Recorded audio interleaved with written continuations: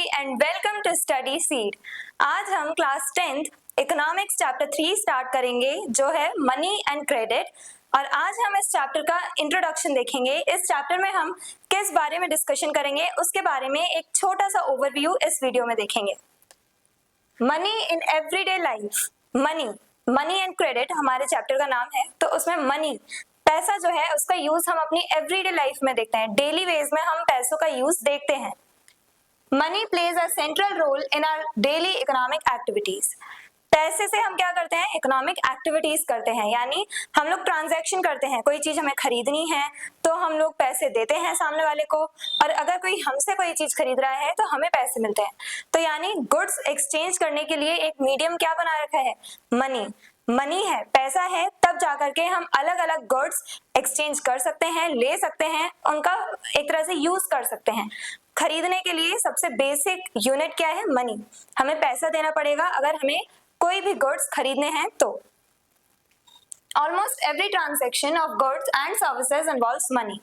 अगर कोई हमें सर्विसेज दे रहा है, जैसे हमें ट्रांसपोर्टेशन फैसिलिटीज मिलती हैं, बस कार, जैसे हम कैब्स बुक करके जाते हैं, वो हमें सर्विसेज दे रहे हैं, हमें एक जगह से दूसरी जगह ले जा रहे हैं, तो उसके लिए हम क्या कर रहे हैं, उनकी सर्विसेज के बदले उन्हें पैसा दे रहे हैं, मनी दे रहे हैं।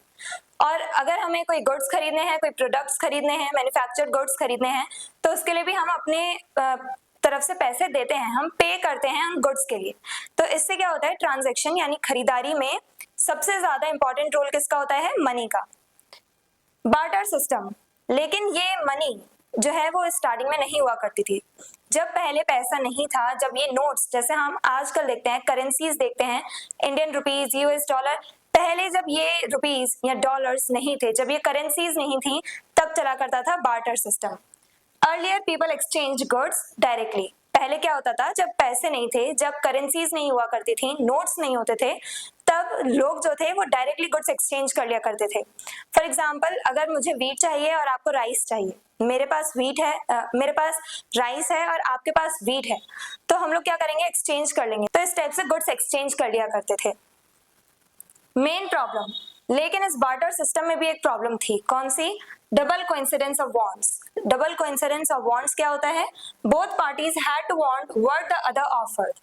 अब फॉर एग्जांपल, मान लो मेरे पास व्हीट है और आपके पास राइस है, ठीक है, और आपको चाहिए व्हीट, लेकिन मुझे राइस नहीं चाहिए, मुझे चाहिए एप्पल्स चाहिए, मान लो सेब चाहिए मुझे। तो मेरी नीड्स फुलफिल नहीं हो रही है यहाँ पे, आपको तो मुझसे व्हीट मिल जाएगा, लेकिन मुझे आपसे एप्पल्स नहीं मिल पाएंगे, तो मैं आपके साथ एक्सचेंज करूंगी, नहीं करूंगी। तो मैं जाऊंगी किसी एक ऐसे इंसान के पास जो मुझे एप्पल्स दे सके और जिसे व्हीट चाहिए हो, जिसे मुझसे व्हीट चाहिए हो और जिससे मैं एप्पल्स ले सकूं। तो डबल कोइंसिडेंस ऑफ वांट्स चाहिए होता है, यानी सामने वाले दो लोग जो हैं, उन दोनों लोगों की नीड्स फुलफिल होनी चाहिए। आपको जो चाहिए वो आपको मिल जाए मुझसे, और मुझे जो चाहिए वो मुझे आपसे मिल जाए। तो ये होता है डबल कोइंसिडेंस ऑफ वांट्स। जब दोनों पार्टीज यानी दोनों तरफ के जो लोग हैं उनकी नीड्स फुलफिल हो एक दूसरे से, तब उसे कहा जाता है डबल कोइंसिडेंस ऑफ वांट्स। और ये बहुत मुश्किल हुआ करता था। अब इंसानों को यानी लोगों को एक जगह से दूसरी जगह घूमना पड़ता था, किसी एक ऐसे पर्सन की तलाश करनी पड़ती थी, खोज पे जाना पड़ता था उन्हें, जो इंसान उनकी नीड्स भी फुलफिल कर दे और जिस इंसान को वो गुड्स चाहिए हो जो हमारे पास है। तो डबल कोइंसिडेंस ऑफ वांट्स की वजह से लोगों को बहुत ज्यादा प्रॉब्लम फेस करनी पड़ती थी, एक ऐसा इंसान ढूंढना जिससे हमारी नीड्स फुलफिल हो जाए और हम उसकी नीड्स फुलफिल कर सकें। तो इसमें बहुत ज्यादा प्रॉब्लम्स होती थी। इसीलिए डबल कोइंसिडेंस ऑफ वांट्स की वजह से बार्टर सिस्टम थोड़ा इनकन्वीनियंट सा था, यानी इतना ईजी नहीं था, लोगों को ढूंढना इतना ईजी नहीं था। तो डबल कोइंसिडेंस ऑफ वांट्स चाहिए होता है बार्टर सिस्टम के लिए, ये हमने देखा।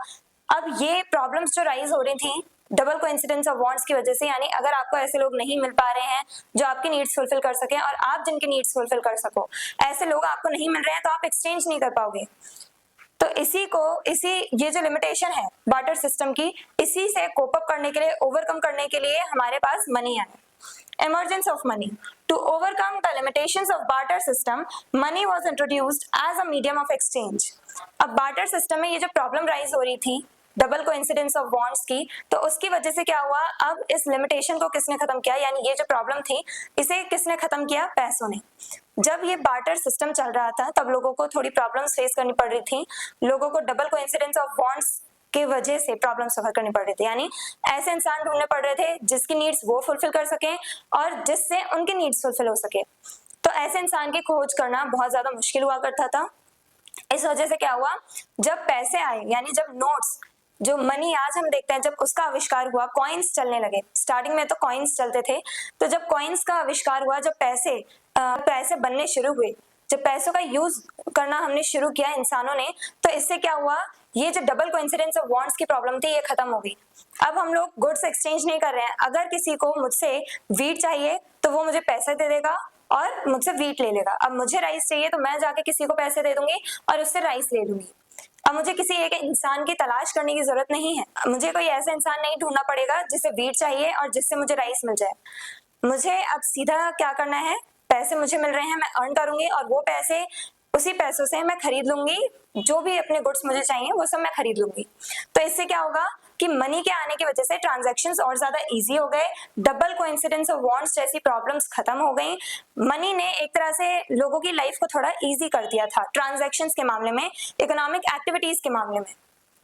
फंक्शंस ऑफ मनी, अब पैसों के क्या क्या फंक्शंस हैं। मनी जब आ गई, उसके मनी यानी पैसे जब आया, जब हमने पैसों का यूज करना स्टार्ट किया, कॉइन्स इमर्ज हुए, तब उनके फंक्शंस क्या थे, इन कॉइन्स का यूज कैसे किया जाता था। मीडियम ऑफ एक्सचेंज, ये एक तरह से मीडियम ऑफ एक्सचेंज थे, यानी खरीदने के लिए, ट्रांजैक्शंस के लिए हम लोग पैसों का यूज करते हैं, खरीदारी के लिए पैसों का यूज किया जाने लगा। Measure of value helps to compare the value of different goods, अब ये एक तरह से वैल्यू को भी मेजर करने का जरिया बन गए थे। अब हम देखते हैं अलग अलग गुड्स की अलग अलग वैल्यूज होती हैं। ब्रेड आपको 20-30 रुपीज में मिल जाएगी और वहीं पे अगर आपको कार चाहिए तो कार आपको बहुत ज्यादा महंगी पड़ेगी। तो इस टाइप से क्या होता है, हर एक प्रोडक्ट की वैल्यू अलग होती है, प्राइस कॉस्ट अलग होता है सबका।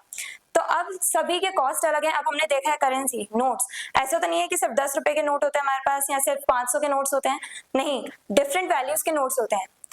500 रुपीज के नोट्स होते हैं, 50, 100, 200, 2000 नोट्स होते हैं हमारे पास डिफरेंट वैल्यू के। ये अब नोट्स अलग अलग वैल्यूज के क्यों हैं, क्योंकि गुड्स की वैल्यू अलग अलग है। पहले क्या होता था, मान लो आपके पास राइस है, मेरे पास वीट है, हम लोग मेजर नहीं किया करते थे, मुझे जितने राइस चाहिए मैं आपसे ले लूंगी और आपको जितने वीट चाहिए आप मुझसे ले लोगे, ये चलता था बार्टर सिस्टम में।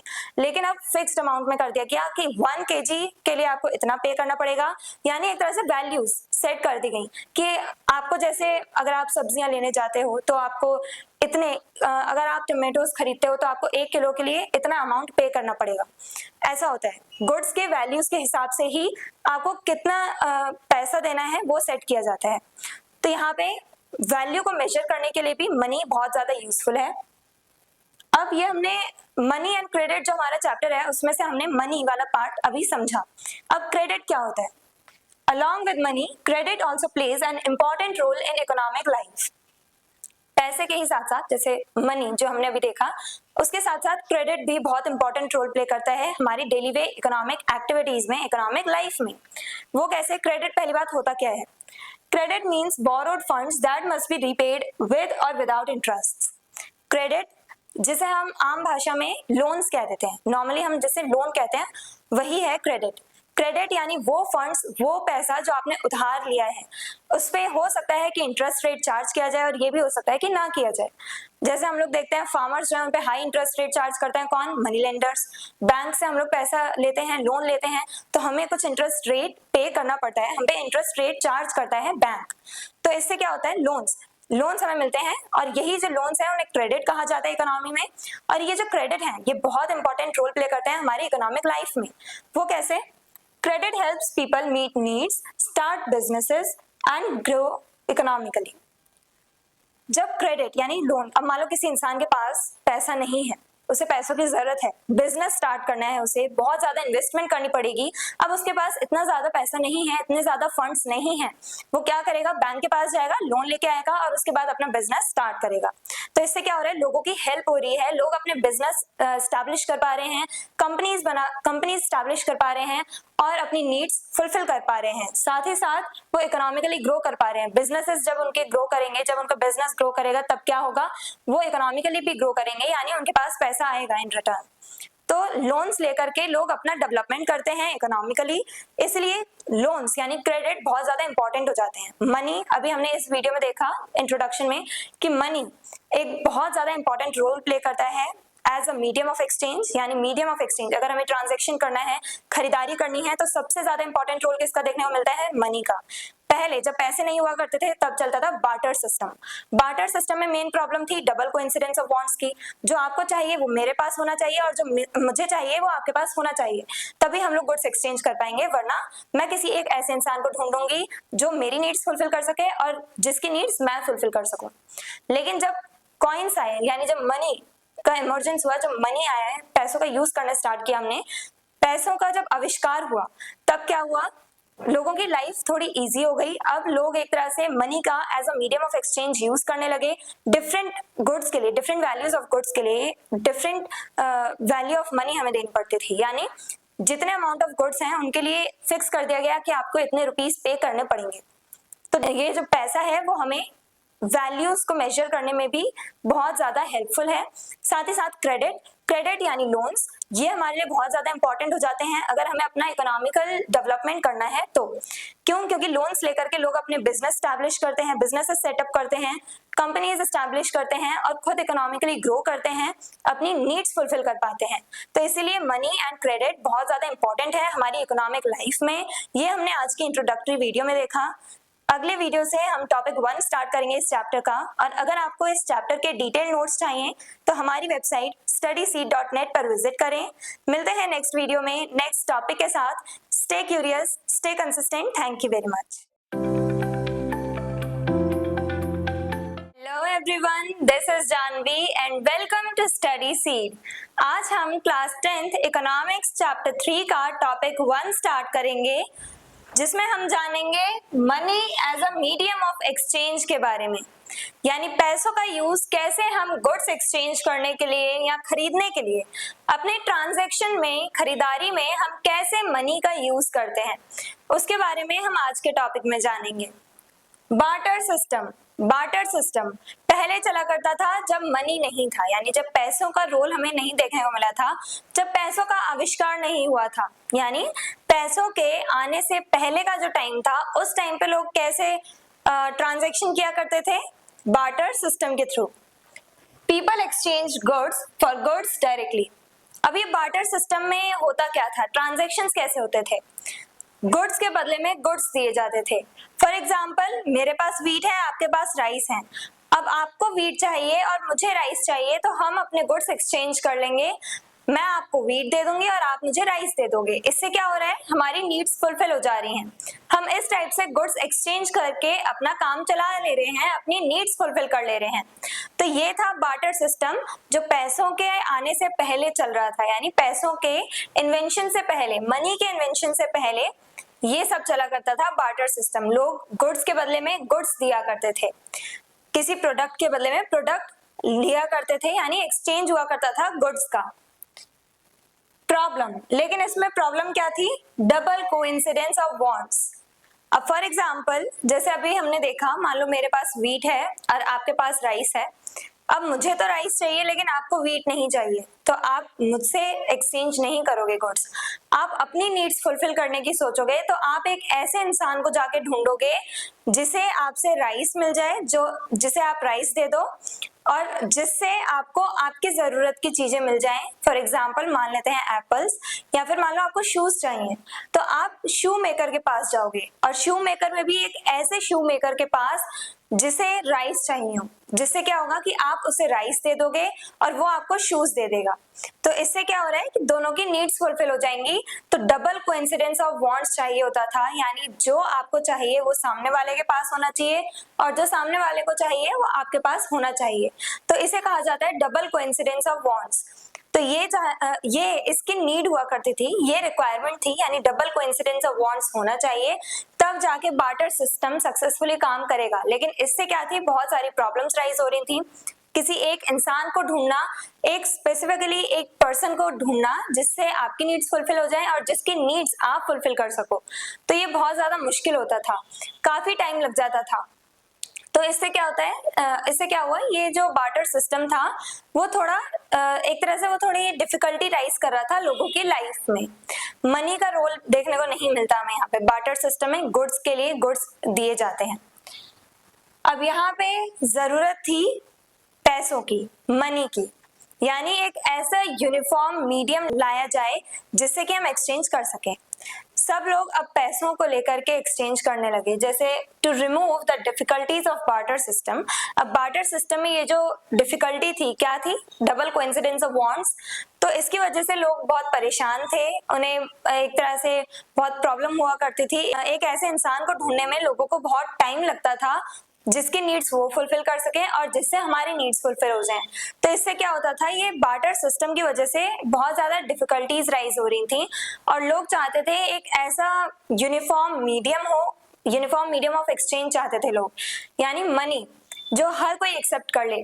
अगर जैसे मान लो आपको राइस चाहिए, मुझे व्हीट चाहिए, तो अगर आपके पास व्हीट नहीं है, मैं क्या करूंगी, जाऊंगी उस इंसान के पास जिसके पास व्हीट है, मैं शॉपकीपर के पास जाऊंगी, उसे पैसे दे दूंगी और वो मुझे व्हीट दे देगा। इससे क्या होगा कि मेरी नीड्स फुलफिल हो जाएंगी। अब मान लो उस शॉपकीपर को शूज चाहिए, तो वो क्या करेगा, शू मेकर के पास जाएगा, शू मेकर को पैसे दे देगा और उससे शूज ले लेगा। तो इससे क्या हो रहा है, मनी सबसे ज्यादा एक्सेप्टेबल है, यानी अब आपको गुड्स के बदले गुड्स नहीं देने पड़ रहे हैं, मनी यानी पैसे आ गए हैं। कॉइन्स, स्टार्टिंग में तो कॉइन्स चला करते थे, गोल्ड कॉइन्स वगैरह, लेकिन सबसे फर्स्ट टाइम, सबसे पहले, सबसे अर्लीस्ट टाइम में जो कॉइन्स चलते थे वो थे पंच मार्क्ड कॉइन्स। वो एक तरह से मिट्टी के बने होते थे, उन पे स्टैंप लगा दी जाती थी, वो होते थे पंच मार्क्ड कॉइन्स। तो पहले वो चला करते थे।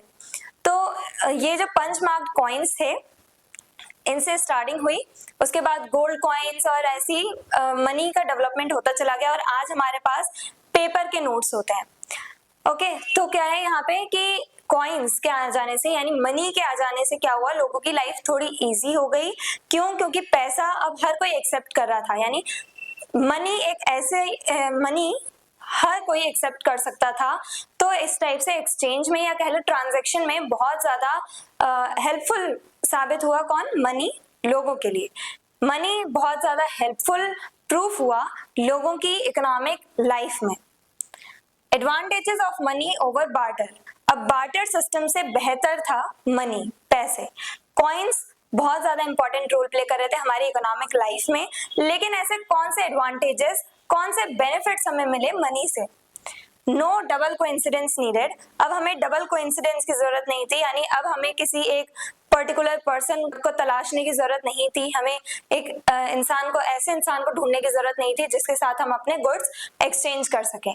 तो डबल कोइंसिडेंस ऑफ बॉन्ड्स जो हमें बार्टर सिस्टम में चाहिए होता था और इसकी वजह से बहुत प्रॉब्लम्स राइज होती थी, तो ये प्रॉब्लम सब खत्म हो गई। अब हमें डबल कोइंसिडेंस ऑफ बॉन्ड्स नहीं चाहिए। हम लोग हमें जो भी प्रोडक्ट चाहिए हम उस इंसान के पास जाएंगे, उसे पैसे देंगे और उससे अपने लिए जो भी हमारी नीड्स हैं वो हम फुलफिल कर लेंगे, वो प्रोडक्ट्स ले आएंगे उस इंसान से। तो मनी सबके लिए एक्सेप्टेबल था, सब मनी एक्सेप्ट कर लिया करते थे। Standard major of value. Money एक स्टैंडर्ड मेजर ऑफ वैल्यू के तौर पे, यानी कि क्या देखने को मिल रहा है यहाँ पे, हमें हर एक गुड की वैल्यू अलग अलग होती है, सभी गुड्स की, सभी प्रोडक्ट्स की वैल्यू अलग अलग होती है और उनकी वैल्यूज के ही हिसाब से फिक्स कर दिया गया है कि आपको मान लो 1 kg टमेटोज चाहिए तो आपको इतने पैसे पे करने पड़ेंगे, आपको 1 कार चाहिए तो आपको इतना मनी देना पड़ेगा। तो इससे क्या हो रहा है कि हमने फिक्स कर दिया है, प्रोडक्ट्स की वैल्यू के हिसाब से हमने मनी की वैल्यू को फिक्स कर दिया है। Convenient and portable. Barter system में क्या होता था कि लोगों को अगर जैसे व्हीट है उनके पास, फॉर एग्जांपल मैंने अभी बोला कि मेरे पास व्हीट है, आपके पास राइस है। अब मान लो आप रहते हो बहुत दूर, अब मुझे वहां तक एक ऐसे इंसान की खोज करनी है जो मुझे राइस दे सके और मुझे मैं उसे व्हीट दे सकूं। तो इससे क्या होगा कि मैं एक ऐसे इंसान की तलाश के लिए निकलूंगी, खोज पे निकलूंगी और मैं क्या करूंगी, अपने साथ वो व्हीट जो है पूरा बैग भर के वो व्हीट लेके अपने साथ व्हीट कैरी करके चलूंगी। तो इससे बहुत ज्यादा प्रॉब्लम होगी, मुझे फिजिकल प्रॉब्लम्स भी हो सकती हैं, बहुत बर्डन होगा, पूरा व्हीट कैरी करके मैं चलूंगी, पता नहीं कितने समय में मेरे को एक ऐसा पर्सन मिलेगा जो मुझसे व्हीट लेके मुझे राइस दे दे। तो बहुत ज्यादा बोझ लेके चलना पड़ता था लोगों को, साथ में अपने गुड्स लेके चलने पड़ते थे। और यहाँ पे क्या हो रहा है, पैसों के आने के बाद से पैसे पोर्टेबल है, हम इजीली कहीं भी ले जा सकते हैं। सबसे ज्यादा एक तरह से नोट्स जो हैं, जो कॉइन्स वगैरह हैं, वो हम सीधा अपने पॉकेट्स में डालेंगे और जहां मर्जी वहां जाओ, वो हैवी भी नहीं होते हैं इतने। नोट्स हैं, कॉइन्स हैं, अपने पॉकेट में डालो, आराम से जाओ और मनी के बदले आप कहीं से भी कुछ भी खरीद सकते हो। तो इससे क्या हुआ कि अब आपको जो बर्डन लेके चलना पड़ रहा था, बोझ लेके चलना पड़ रहा था, अब उसकी जरूरत नहीं थी। अब आप इजीली मूव कर सकते हो, बस आपको पैसे रखने हैं अपने साथ। तो मनी बहुत ज्यादा इंपॉर्टेंट रोल प्ले कर रहा था। बार्टर सिस्टम में जितनी भी प्रॉब्लम्स थी उन सबका सॉल्यूशन यही मनी था, जो स्टार्टिंग में हमें कॉइन्स के रूप में देखने को मिला। Examples and daily way life. Examples in daily life यानी हम अपने डेली लाइफ में मनी का रोल कैसे देखते हैं। A farmer sells crops in the market and receives money. अब यहाँ पे एग्जाम्पल दिया गया है कि एक फार्मर जो है, एक किसान जो है, वो अपने क्रॉप्स यानी कि अपनी फसल के बदले में उसे पैसे मिल जाते हैं। एक फार्मर को, किसान को अपने फसल बेच के पैसे मिल जाते हैं और with that money he can buy seeds, tools, clothes और एनीथिंग एल्स ही नीड्स। अब उस पैसे से वो क्या कर सकता है, अगर उसे नेक्स्ट टाइम के लिए जो सीड्स चाहिए, दोबारा से उसे क्रॉप्स कल्टीवेट करनी है, तो उसके लिए उसे बीज चाहिए होंगे, सीड्स, टूल्स चाहिए होंगे। तो इसके लिए वो, उसके पास पैसा जो आया है मार्केट में अपनी क्रॉप सेल करके, तो उस पैसे से ये फार्मर अपने लिए सीड्स, टूल्स खरीद सकता है या जो भी उसे चाहिए।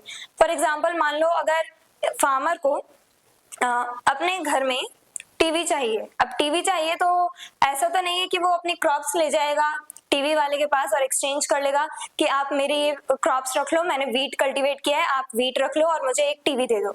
ऐसा तो नहीं होगा। वो क्या करेगा, मार्केट में जाके सेल करेगा अपने प्रोडक्ट्स को, अपने क्रॉप्स को सेल करेगा मार्केट में जाके, और वहां पे मार्केट्स में सेल करके उसे पैसे मिलेंगे।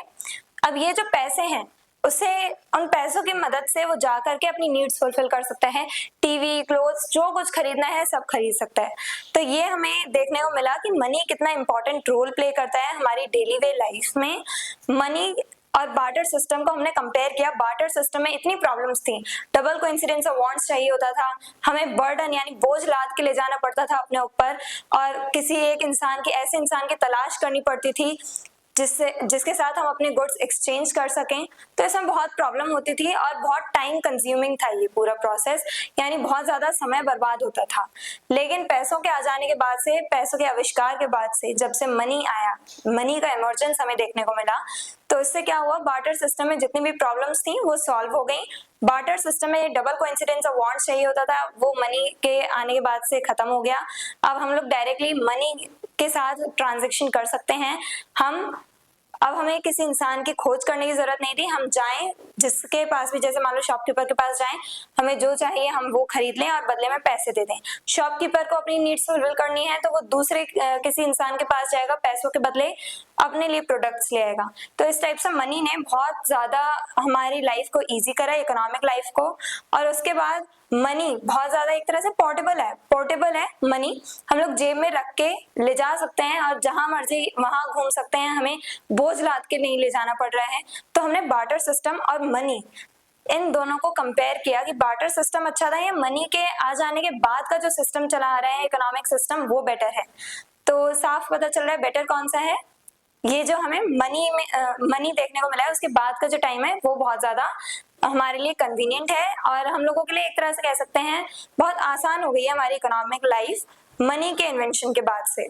तो बार्टर सिस्टम में लोगों को क्या क्या प्रॉब्लम्स फेस करनी पड़ती थी, मनी के आने के बाद से कैसे कंडीशंस बदली और कैसे हमें बेनिफिट्स पहुंचे, और हमने कुछ एग्जांपल्स भी देखे मनी के इंपॉर्टेंस को लेकर के कि मनी कैसे, यानी पैसा कैसे हमारी लाइफ में, हमारी इकोनॉमिक लाइफ में इंपॉर्टेंट रोल प्ले कर रहे हैं। वो सब हमने आज की वीडियो में जाना, समझा। I hope everything is clear. और अगर आपको इस चैप्टर के डिटेल्ड नोट्स चाहिए तो हमारी वेबसाइट studyseed.net पर विजिट करें, लिंक डिस्क्रिप्शन बॉक्स में दिया गया है। मिलते हैं नेक्स्ट वीडियो में नेक्स्ट टॉपिक के साथ। Stay curious, stay consistent. Thank you very much. Hello everyone, this is Janvi and welcome to Study Seed. आज हम क्लास 10th इकोनॉमिक्स चैप्टर 3 का टॉपिक 2 पढ़ेंगे, that is modern forms of money. यानी modern time में, आज के टाइम पे किस टाइप से हम लोग पैसों का यूज करते हैं, किस टाइप के करेंसी हमें देखने को मिलते हैं। जैसे पहले बार्टर सिस्टम चलता था, उसके बाद कॉइन्स आए, एंड देन आज मॉडर्न टाइम में हमें नोट्स देखने को मिलते हैं, कॉइन्स देखने को मिलते हैं। तो उसी के बारे में आज हम जानेंगे कि मॉडर्न टाइम पे हम किस टाइप से मनी का यूज कर रहे हैं, कितने मॉडर्न फॉर्म्स हैं मनी के। From barter system to money. Earlier barter system, पहले बार्टर सिस्टम फॉलो किया जाता था जब मनी का इन्वेंशन नहीं हुआ था, उससे पहले बार्टर सिस्टम चलता था, यानी गुड्स के बदले गुड्स एक्सचेंज किए जाते थे। Later use of metallic coins. बाद में क्या हुआ, जब सबसे पहले कॉइन्स बने थे punch marked coins. Barter system के बाद सबसे पहले कॉइन्स बने पंच मार्क्ड, और उसके बाद जाके बाद में ये मेटेलिक कॉइन्स जैसे गोल्ड और सिल्वर के कॉइन्स चलना स्टार्ट हो गए थे कुषाण के टाइम पीरियड पे। कुषाण रूलर्स जो थे उनके टाइम पे गोल्ड कॉइन्स चलने स्टार्ट हो चुके थे।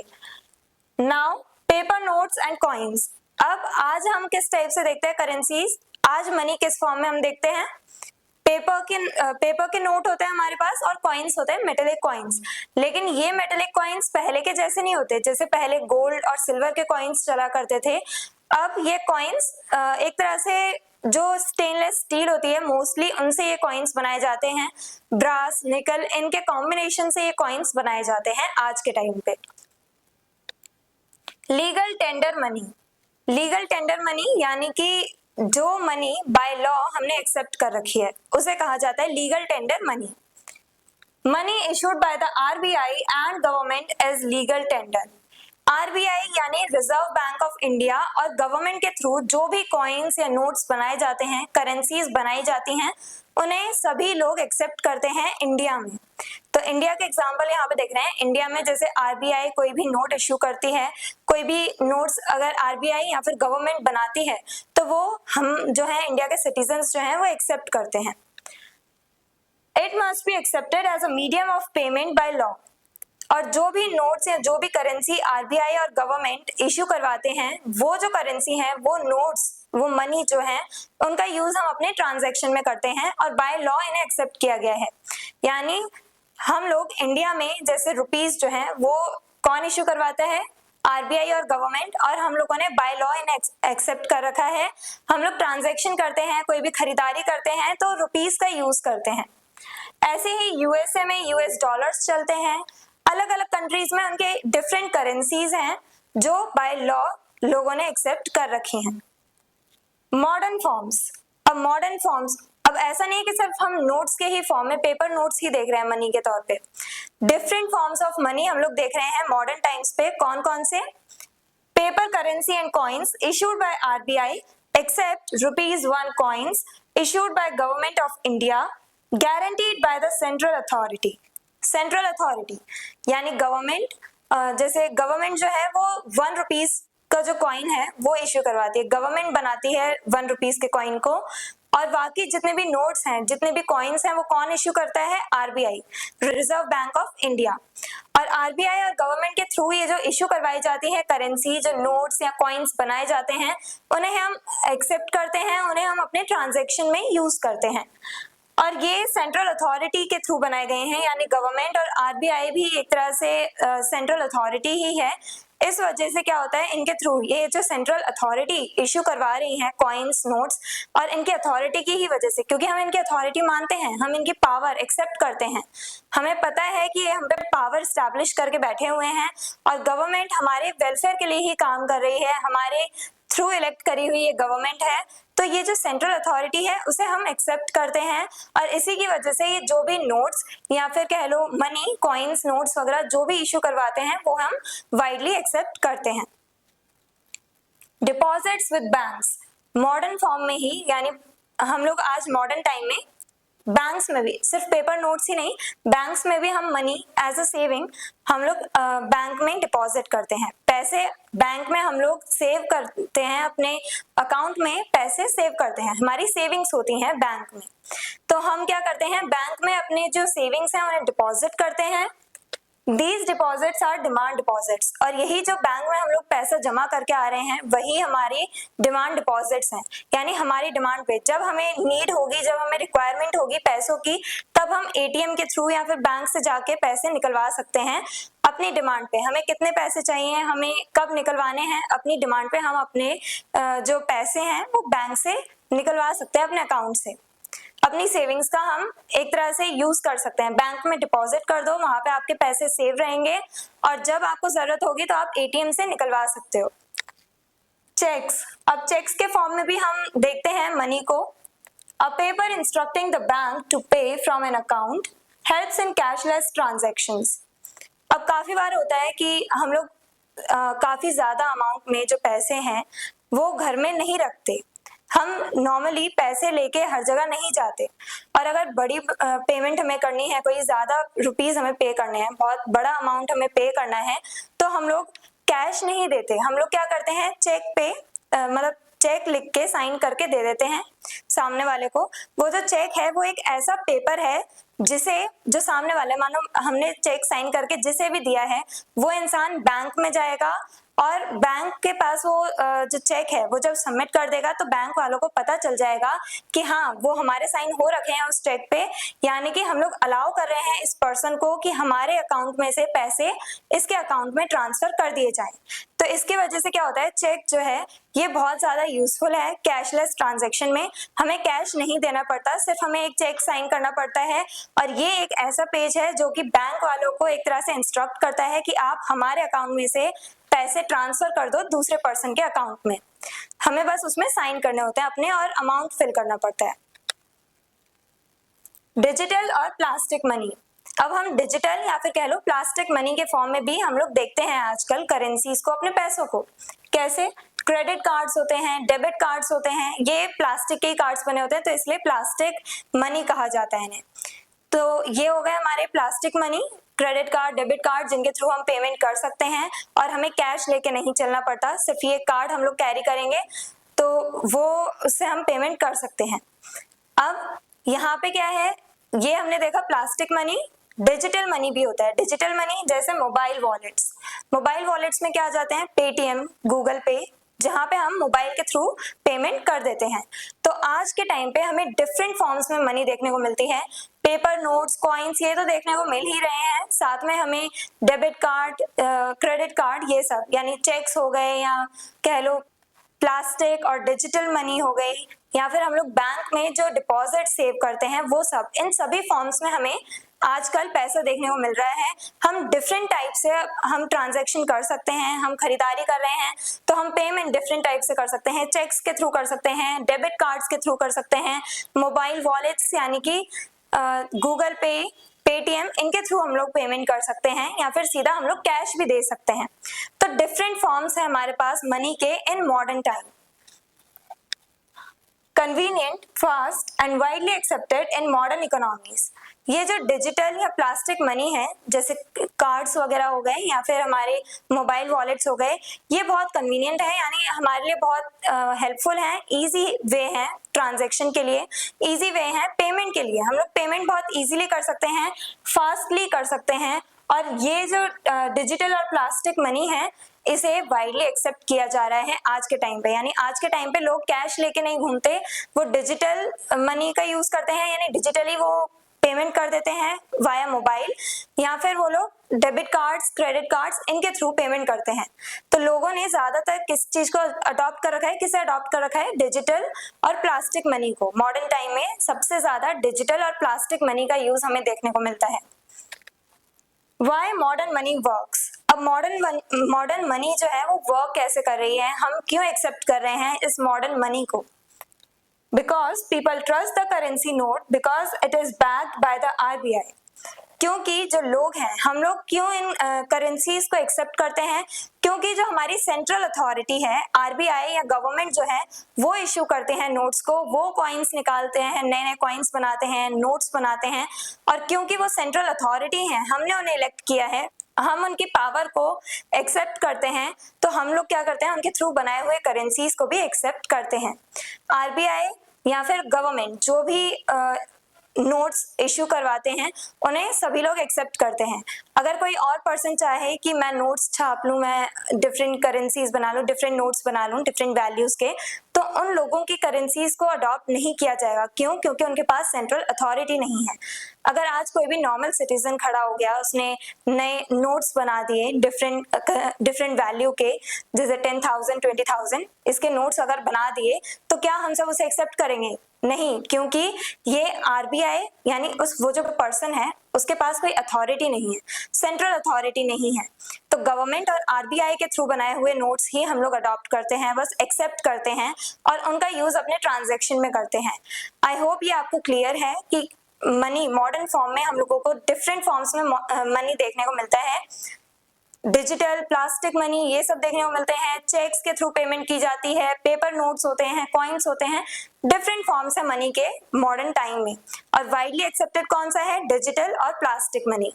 लोग ज्यादातर कैश नहीं लेके चलते, वो अब क्या करते हैं? डिजिटली यानी मोबाइल के थ्रू पेमेंट कर देते हैं। अब वो कैश लेके नहीं चलते, अपने साथ कार्ड्स कैरी करते हैं जिसके थ्रू वो इजीली पेमेंट कर देते हैं।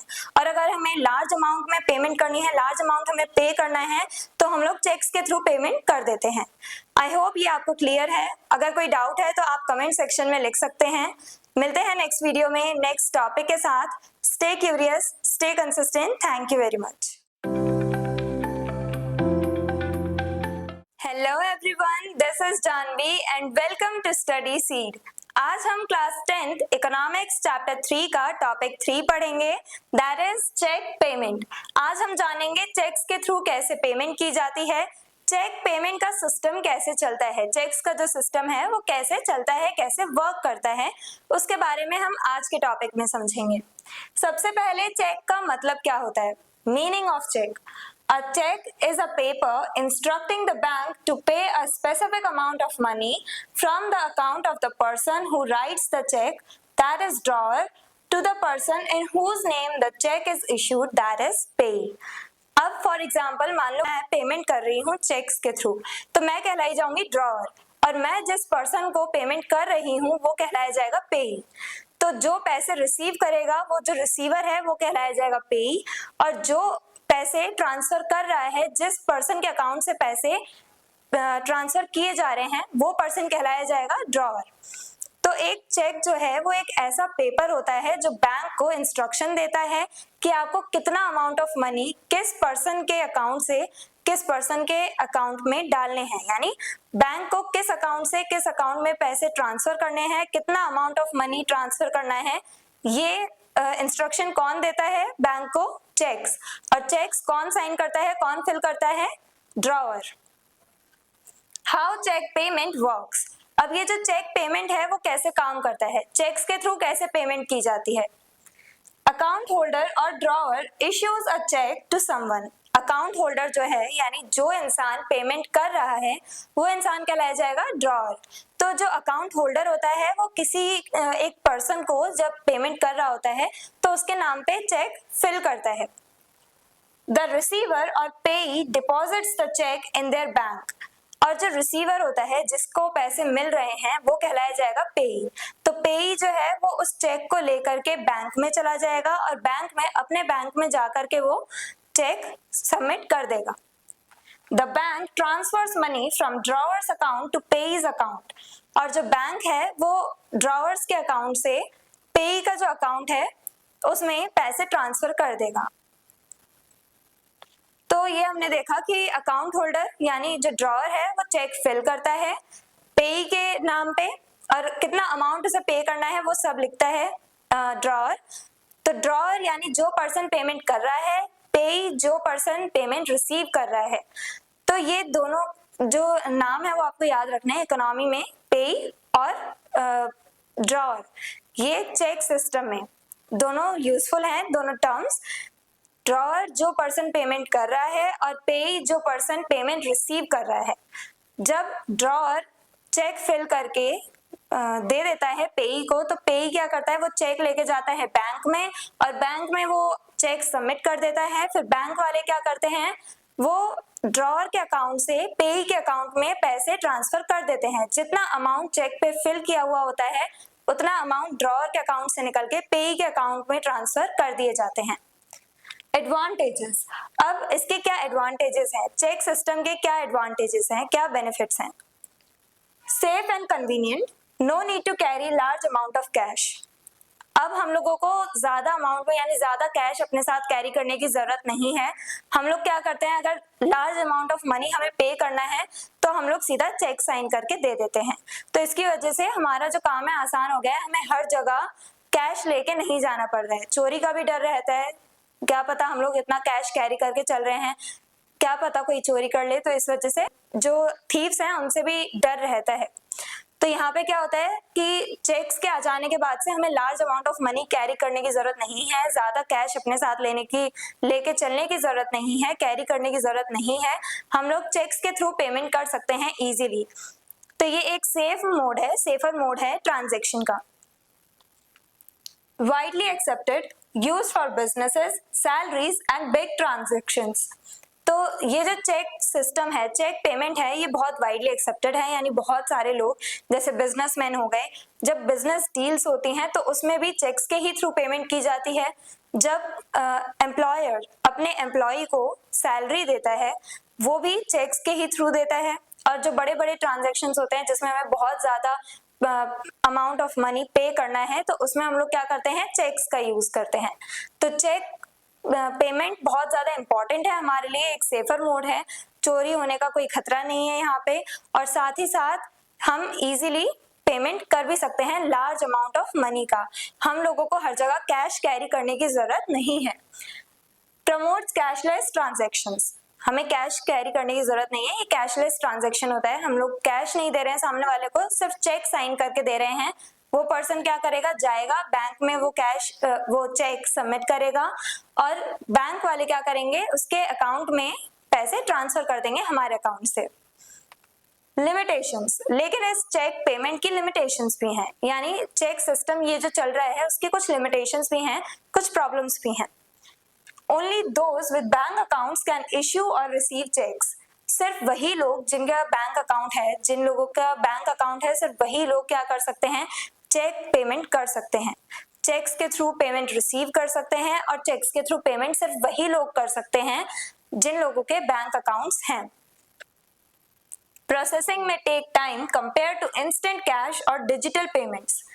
अब यहाँ पे चेक सिस्टम में क्या होता है, जैसे डिजिटली हम लोग क्या करते हैं, अगर ट्रांजैक्शन करते हैं मोबाइल वॉलेट्स के थ्रू, गूगल पे या फिर पेटीएम, इनके थ्रू अगर हम पेमेंट करते हैं तो वो बहुत जल्दी हो जाती है, फास्टली हम लोग पेमेंट कर देते हैं तुरंत। अगर हमने अभी कुछ खरीदा है तो हम तुरंत पेमेंट कर देते हैं। कैश है हमारे साथ तो हम डायरेक्टली कैश दे देते हैं, कार्ड्स है हमारे पास तो कार्ड्स के थ्रू हम लोग पेमेंट कर देते हैं, वो हम लोग इंस्टेंटली पेमेंट कर देते हैं। लेकिन चेक्स के थ्रू क्या होता है, इसमें बहुत ज्यादा टाइम लगता है प्रोसेसिंग में।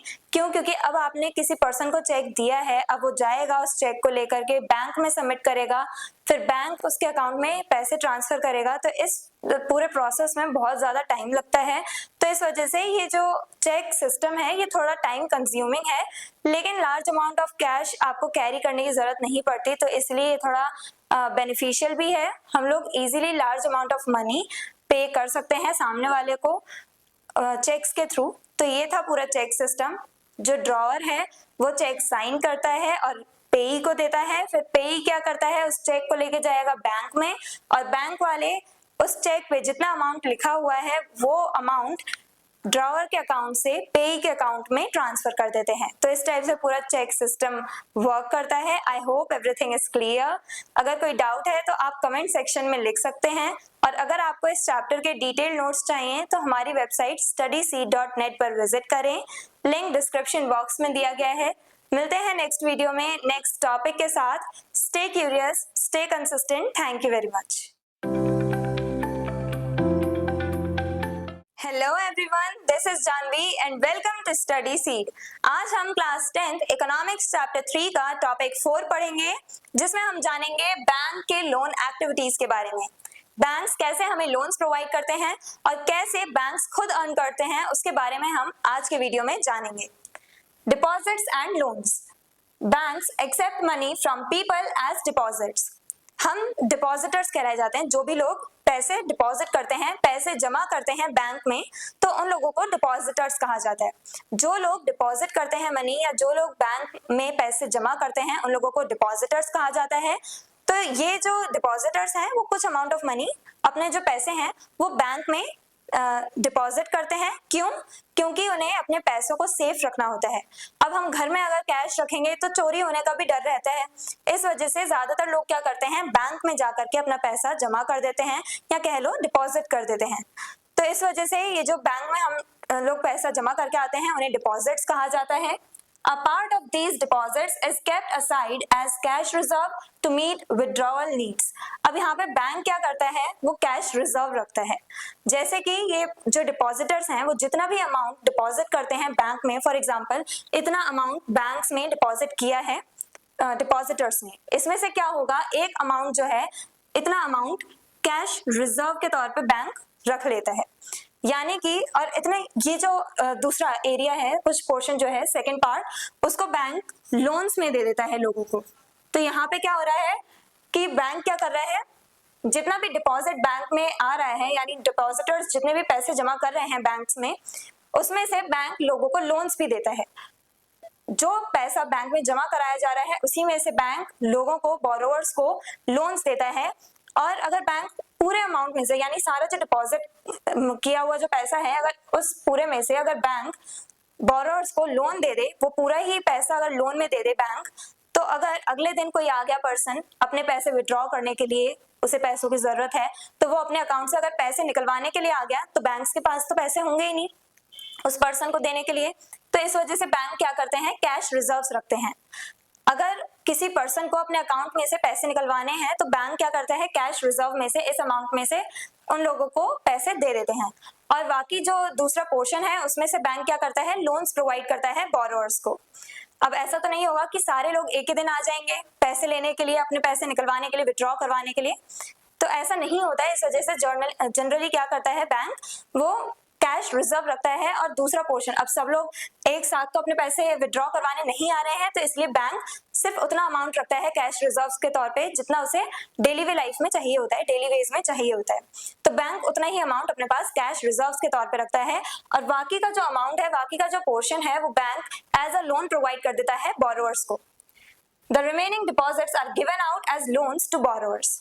तो वही बात है, जितना भी डिपॉजिट बैंक में जा रहा है, डिपॉजिटर्स जितने भी पैसे डिपॉजिट कर रहे हैं बैंक में, उसमें से एक अमाउंट को कैश रिजर्व के तौर पे रखा जाता है, जिसमें से हमारी विड्रॉवल नीड्स को फुलफिल किया जाता है।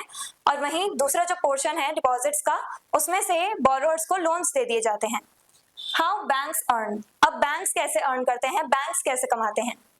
Banks charge higher interest on loans, they pay lower interest on deposits.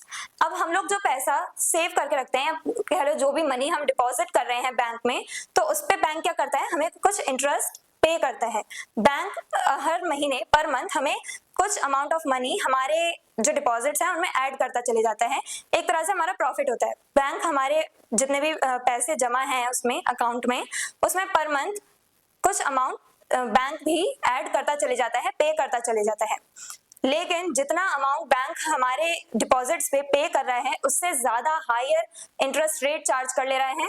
किससे, बोरोवर्स से। बोरोवर्स जिन्हें बैंक लोन देता है उन पे हाई इंटरेस्ट रेट चार्ज करता है, और उनके हाई इंटरेस्ट रेट्स के जो चार्ज किए जाते हैं बोरोवर्स पे, उसके कंपैरिजन में लो इंटरेस्ट पे करता है बैंक डिपॉजिटर्स को। तो इनके बीच का जो डिफरेंस है, यानी कि जो हायर इंटरेस्ट रेट बोरोवर्स को बोरोवर्स पे चार्ज किए जा रहे हैं, और जो लो इंटरेस्ट रेट हम पे हमारे जो डिपॉजिट्स हैं उन पे ऐड कर रहे हैं बैंक, तो इनके बीच का जो डिफरेंस होता है वो बैंक का खुद का प्रॉफिट होता है।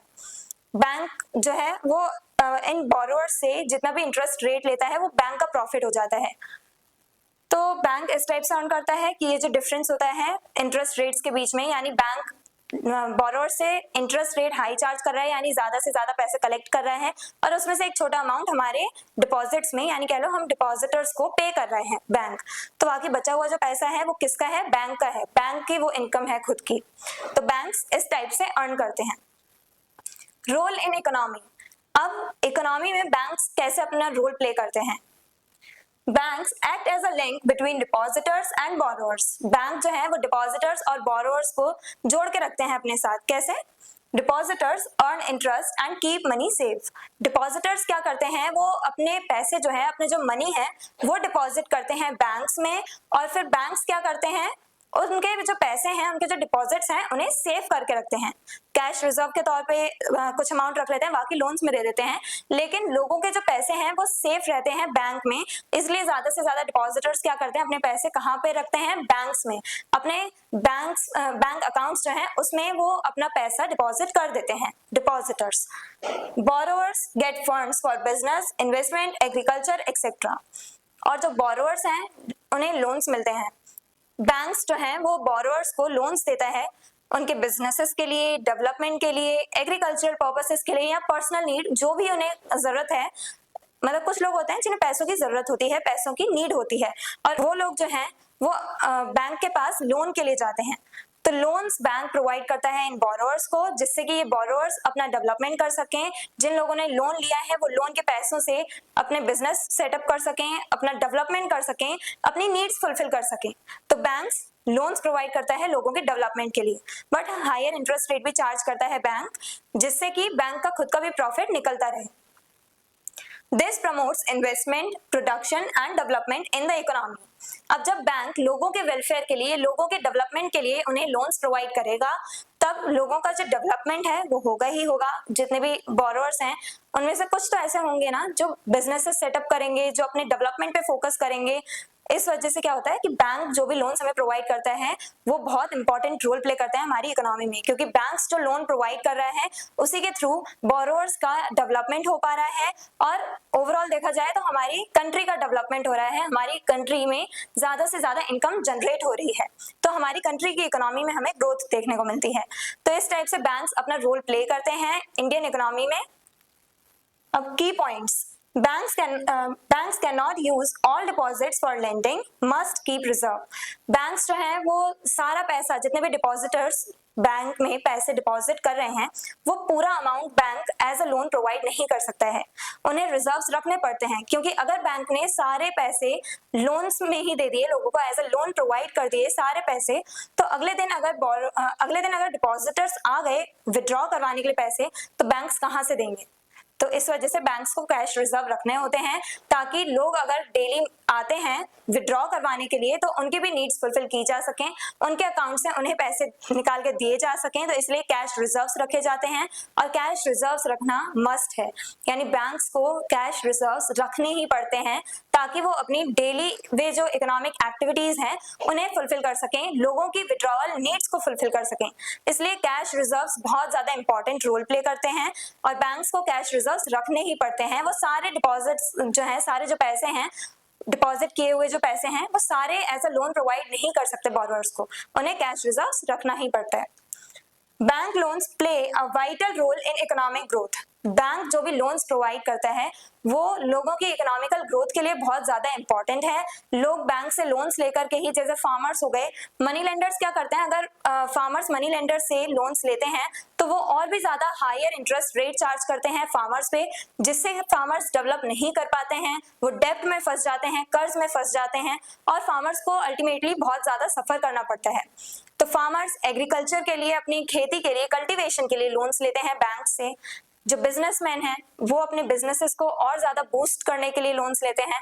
कुछ लोग हैं जो अपने बिजनेस स्टार्ट करना चाहते हैं तो वो अपने बिजनेस को सेटअप करने के लिए लोन्स लेते हैं। तो सब अपने अलग अलग डिफरेंट नीड्स के लिए, नीड्स को फुलफिल करने के लिए लोग लोन्स लेते हैं बैंक से, अपने इकोनॉमिकल डेवलपमेंट के लिए लोन्स लेते हैं। और बैंक कैसे अपना रोल प्ले करता है अपनी हमारी इकोनॉमी में, वो हमने आज जाना।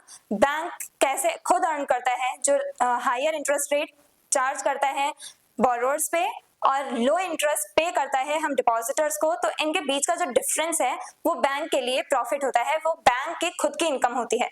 डिपॉजिटर्स और बोरोवर्स को कैसे बैंक ने जोड़ के रख रखा है, कैसे बैंक्स बहुत इंपॉर्टेंट रोल प्ले करते हैं हमारी इकोनॉमी में, और बैंक में लोन एक्टिविटीज किस टाइप से चलती हैं, कैश रिजर्व्स क्या होते हैं, डिपॉजिटर्स किन्हें कहा जाता है और बोरोवर्स किन्हें कहा जाता है, ये सब हमने आज की वीडियो में जाना समझा। I hope everything is clear.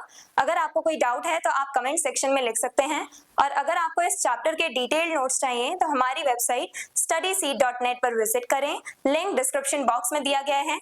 मिलते हैं नेक्स्ट वीडियो में नेक्स्ट टॉपिक के साथ। Stay curious, stay consistent. Thank you very much.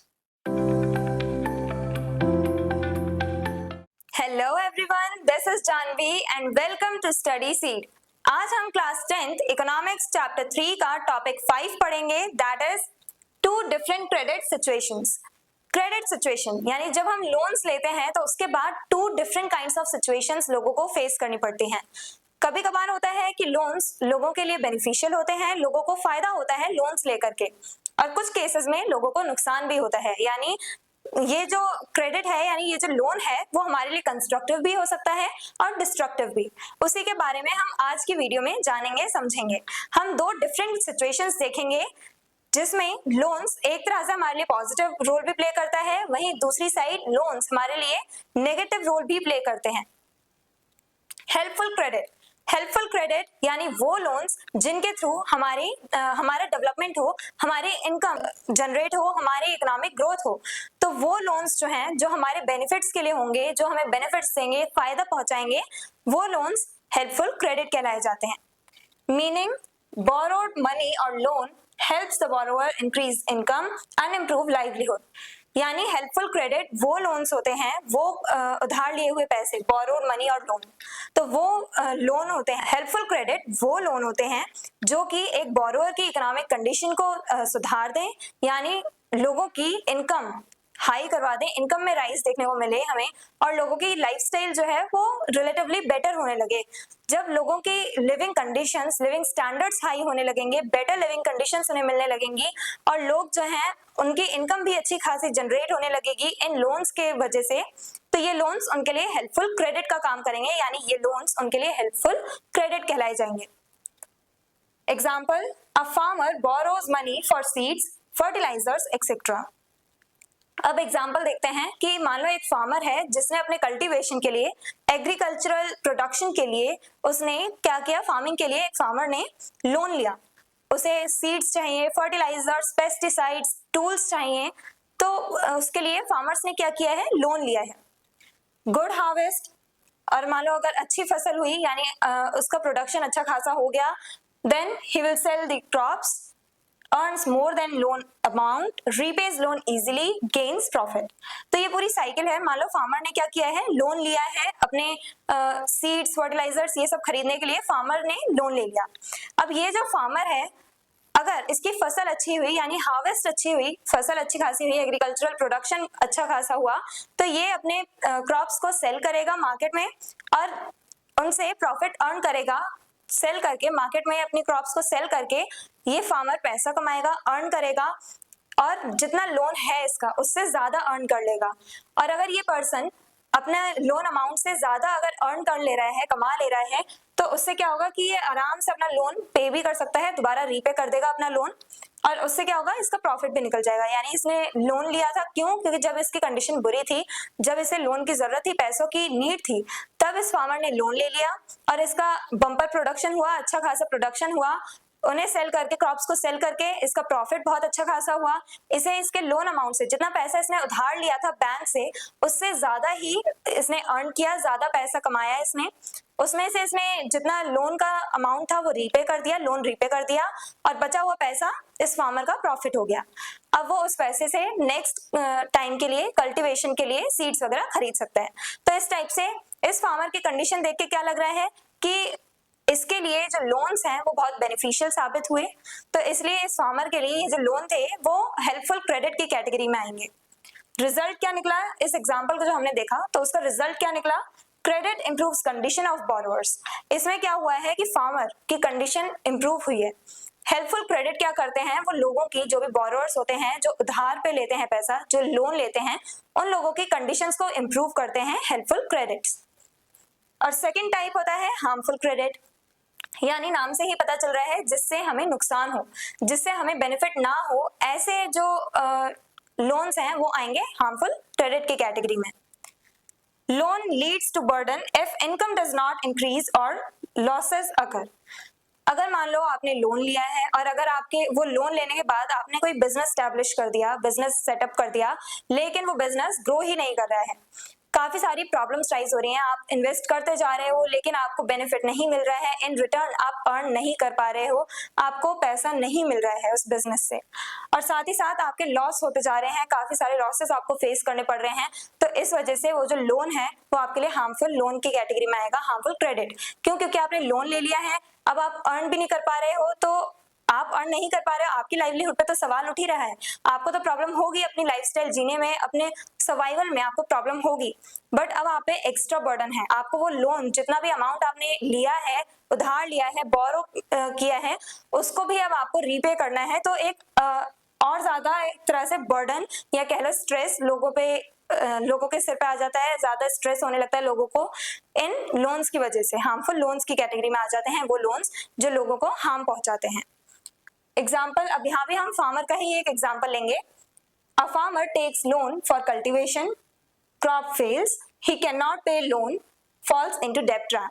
अब मान लो एक फार्मर ने दोबारा अपने कल्टीवेशन के लिए, अपनी फार्मिंग के लिए लोन लिया। अब मान लो किसी भी कारण से, किसी भी रीजन के वजह से इस फार्मर के जो क्रॉप्स है वो फेल हो गई, चाहे ड्रॉट आया हो यानी सूखा पड़ गया हो, या फिर कह लो पेस्ट्स की वजह से कीड़ों ने खा लिया हो फसलें, तो कोई भी रीजन रहा हो, मान लो इस फार्मर की जो क्रॉप्स है वो फेल हो गई।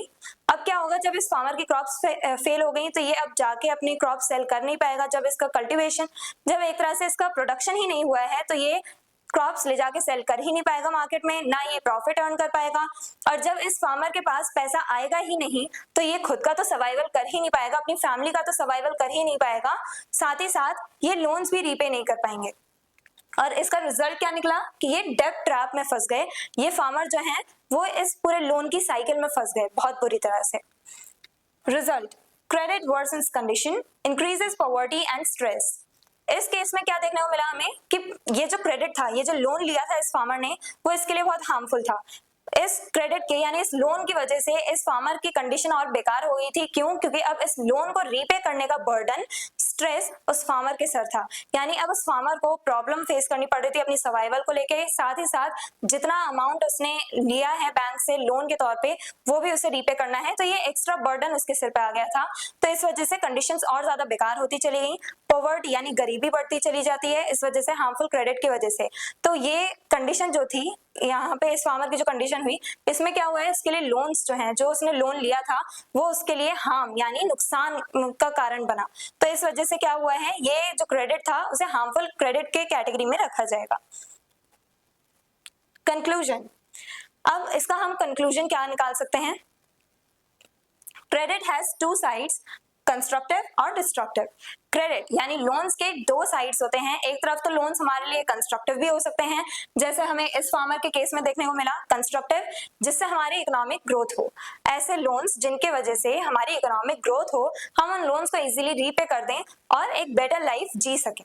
तो वो सारे लोन्स, वो सारे क्रेडिट्स जो हमारे लिए हेल्पफुल साबित होते हैं, हमारे लिए बेनिफिशियल होते हैं, तो वो क्रेडिट आते हैं हेल्पफुल क्रेडिट की कैटेगरी में। वो हमारे लिए कंस्ट्रक्टिव होते हैं यानी हमारे लिए हेल्पफुल होते हैं। और वहीं क्रेडिट यानी लोन हमारे लिए डिस्ट्रक्शन का भी कारण बन सकता है, जैसा कि हमने हार्मफुल क्रेडिट में देखा। हार्मफुल क्रेडिट यानी लोगों को जो हार्म पहुंचा रहा हो, हेल्पफुल क्रेडिट जो लोगों की हेल्प कर रहा है इकोनॉमिक ग्रोथ में, हार्मफुल क्रेडिट जो लोगों को हार्म कर रहा है और ज्यादा गरीबी में धकेलता चले जा रहा है। तो कंक्लूजन क्या था कि क्रेडिट दो टाइप के होते हैं, एक कंस्ट्रक्टिव और एक डिस्ट्रक्टिव। ये हम क्रेडिट को यानी लोन्स को टू डिफरेंट टाइप्स में क्लासिफाई कर सकते हैं, क्योंकि किसी किसी के लिए लोन्स बेनिफिशियल होते हैं और किसी किसी के लिए एकदम नुकसानदायक होते हैं। तो इस वजह से क्रेडिट को हम लोग टू टाइप्स में क्लासिफाई कर सकते हैं, कंस्ट्रक्टिव एंड डिस्ट्रक्टिव, या फिर कह लो हेल्पफुल क्रेडिट और harmful credit. I hope everything is clear, आपको ये टॉपिक अच्छे से समझ में आया है। और अगर आपको इस चैप्टर के डिटेल नोट्स चाहिए तो हमारी वेबसाइट studyseed.net पर विजिट करें, लिंक डिस्क्रिप्शन बॉक्स में दिया गया है। मिलते हैं नेक्स्ट वीडियो में नेक्स्ट टॉपिक के साथ। Stay curious, stay consistent. Thank you very much. Hello everyone, this is Janvi and welcome to Study Seed. आज हम क्लास 10th इकोनॉमिक्स चैप्टर 3 का टॉपिक 6 पढ़ेंगे, that is terms of credit. Meaning, अब terms of credit का मतलब क्या है, यानी कि हम लोग जैसे लोन्स वगैरह लेते हैं उस पे कुछ कंडीशंस, टर्म्स एंड कंडीशंस हम पे लगाई जाती हैं, इम्पोज की जाती हैं, जो हमें एक्सेप्ट भी करनी होती हैं।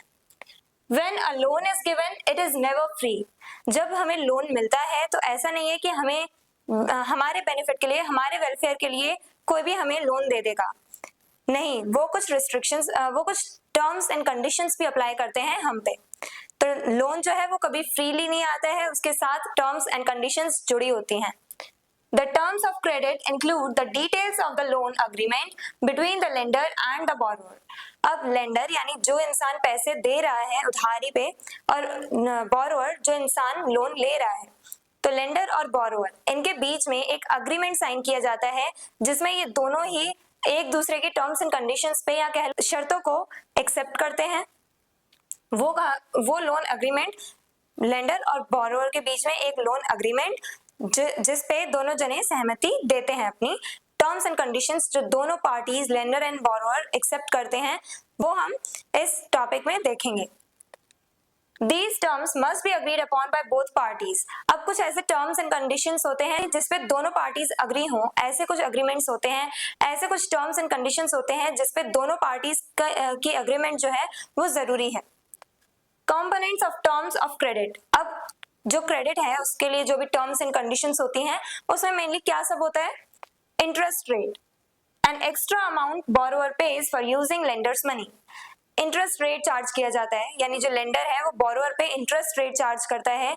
ये एक तरह से एक्स्ट्रा मनी होती है, एक्स्ट्रा पैसे होते हैं जो कि बोरोवर पे करता है लेंडर को, उस लेंडर के मनी को, उस लेंडर के पैसे को यूज करने के लिए कुछ extra amount of money borrower पे करता है, और वही कहलाता है इंटरेस्ट रेट।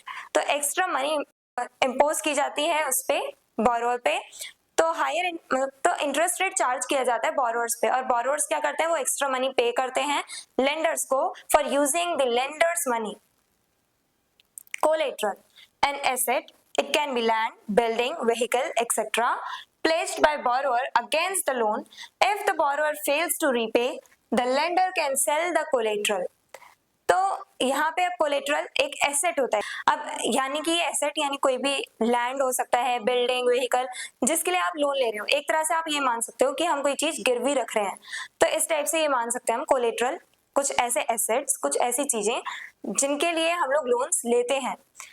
हम लोग जैसे होम लोन्स लेते हैं, हम लोग घर के लिए लोन्स ले रहे हैं, घर कंस्ट्रक्ट करवाने के लिए, अपना होम कंस्ट्रक्शन के लिए हम लोग मान लो लोन्स ले रहे हैं, और अगर फ्यूचर में हम अगर वो लोन पे नहीं कर पाते हैं तो जो बैंक है वो क्या करेगा? ये जो घर है उसे सेल करके उसके बाद अपने लोन की भरपाई कर लेगा बैंक। तो इस टाइप से पूरा सिस्टम चलता है कोलेटरल के थ्रू। कोलेटरल कुछ ऐसे एसेट्स होते हैं जो कि लेंडर सेल कर सकता है अगर बोरोवर अपने लोन्स पे नहीं कर पाता है तो। Documentation, papers and records required for loan approval, identity proof, land records etcetera. कुछ ऐसे पेपर्स या कुछ ऐसे रिकॉर्ड्स जिनकी जरूरत होती है लैंड लोन अप्रूवल के लिए, जैसे लैंड रिकॉर्ड्स हो गए या फिर कोई भी पेपर वर्क हमें यहाँ पे देखने को मिलता है। डॉक्यूमेंटेशन यानी पेपर वर्क हमें देखने को मिलता है, कुछ रिकॉर्ड्स रखे जाते हैं जिनके थ्रू लोन का अप्रूवल दे दिया जाता है, बोरोवर को लोन मिल जाता है। Mode of repayment, the way and time period in which the loan has to be repaid। अब रीपेमेंट कैसे होनी चाहिए, यानी लोन कैसे रीपे किया जाए, वो तरीका भी, वो मोड भी एक तरह से टर्म्स एंड कंडीशन में ही आते हैं। काफी बार होता है कि इंस्टॉलमेंट्स में लोन्स रीपे कर दिए जाते हैं, कितना समय, कितने टाइम में, यानी कि कितने टाइम में और किस तरह से आपको लोन रीपे करना है, वो सब भी यहाँ पे टर्म्स एंड कंडीशंस में आते हैं। यानी जब हम क्रेडिट लेते हैं यानी लोन लेते हैं तो इंटरेस्ट रेट भी चार्ज किया जाता है, कुछ पेपर वर्क होता है, डॉक्यूमेंटेशन, जिससे हमारे लोन को अप्रूवल मिल जाए, और यहाँ पे हमें मोड ऑफ रीपेमेंट, किस टाइप से हम लोगों को रीपे करने हैं अपने लोन्स, वो डिसाइड किए जाते हैं। कोलेटरल यानी कुछ ऐसे एसेट्स होते हैं कि अगर बोरोवर अपने लोन्स को रीपे करने में फेल हो जाता है तो उसके उन एसेट्स को सेल करके बैंक्स अपने लोन्स की भरपाई कर लेती है।